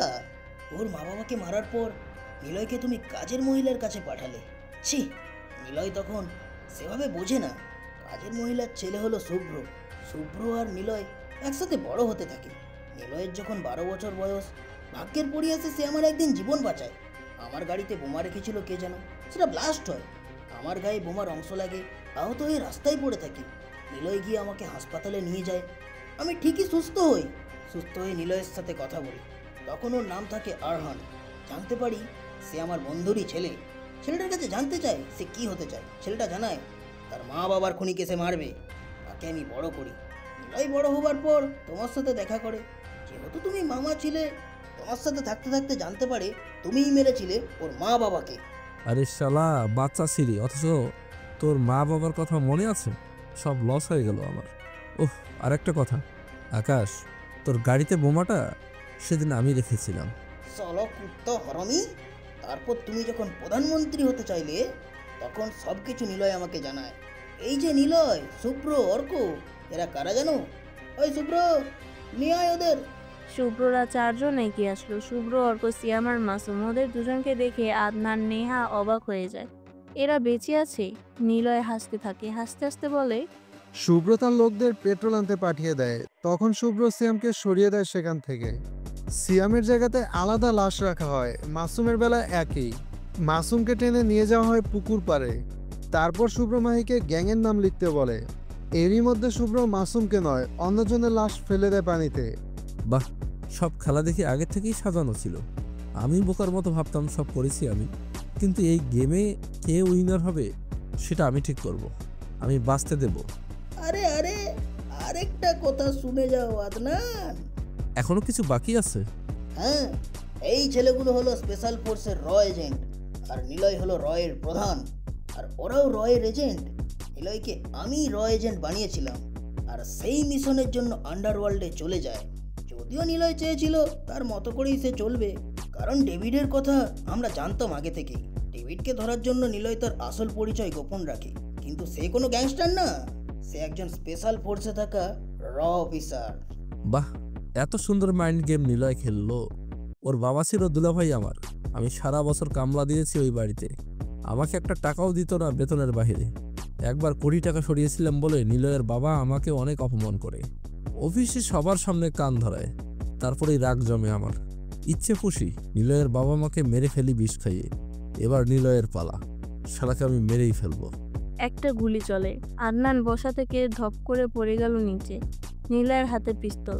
নিলয় আদনানের মাথায় গুলি করেছে। আদনান পড়ে যেতেই নিলয়ও বসে থাকতে পারে না, নিলয়ও পড়ে যায়। নিলয় চোখ খোলে, মাথার উপর একটা ফ্যান চলছে ওর। নিলয় আশেপাশে তাকায়, হাসপাতালে শুয়ে আছে, কিন্তু সে এখানে কিভাবে? নিলয় উঠে বসার চেষ্টা করে, তখনই শুনতে পায়, নিলয়, নিলয় তোমার জ্ঞান ফিরেছে, ওঠো না। নেহার গলা শোনা যায়। নিলয় তবুও উঠে বসলো। নেহার পিঠের নিচে কোলবালিশ দেয়। নেহা ফোন করে সবাইকে ডাকে। নিলয়ের সামনে নেহা বসলো। যাক, অনেক শুক্রিয়া উপরওয়ালার কাছে।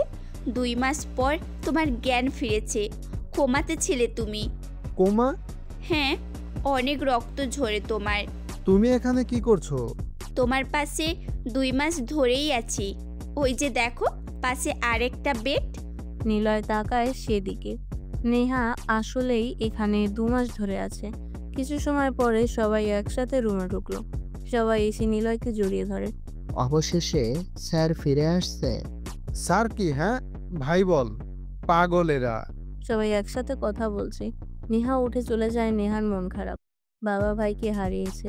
নেহা মন খারাপ করে বারান্দায় দাঁড়িয়ে আছে। রুমের ভেতরে সবাই বসে কথা বলছে। অর্ক বলে, ভাই, নেহা ভাবি 2 মাসে এক মুহূর্তের জন্য হলেও সরেনি তোমার থেকে। ভাবি তোমাকে অনেক ভালোবাসে। হ্যাঁ, সে ঠিক বলেছে। যখনই আসতাম তোমার জন্য নামাজ পড়ে দোয়া করতে দেখেছি, তোমার সব দিক খেয়াল রেখেছি। নিলয় কিছু বলল না। সে বেড থেকে উঠলো, বাহিরে আসে। নেহাকে দাঁড়িয়ে থাকতে দেখে নিলয় ওর কাছে যায়, নেহার পাশে দাঁড়ালো। তুমি এভাবে উঠে এলে যে? চিন্তা নেই আর। ও, তাহলে আমি এবার যাই। যাবে মানে? কোথায়? তোমার থেকে দূরে। তুমি তো বলেছিলে ভালোবাসো না আমাকে। তুমি চলে গেলে আমাকে দেখবে কে? নিলয় কথাটা বলে নেহাকে জড়িয়ে ধরে। নেহা অবাক হয়, তবে বেশ ভালো লাগছে। দুজনে একবার শান্তিতে থাকতে পারবে, আর কোনো ঝামেলা নেই। দুজন জড়িয়ে ধরে আছে। নিলয় বলে, আমি হলাম র পুলিশ। এই আন্ডারওয়ার্ল্ডে চলতো সব ধরনের খারাপ বিজনেস। আকাশ স্যার ছিল তখন এমপি, আস্তে ধীরে মন্ত্রী হয়। আমি মিশনের জন্য নিজের আরহান পরিচয় গোপন রেখে নিলয় হয়ে এই আন্ডারওয়ার্ল্ডে আসি। আমি কিন্তু গ্যাংস্টার নই, বুঝেছো?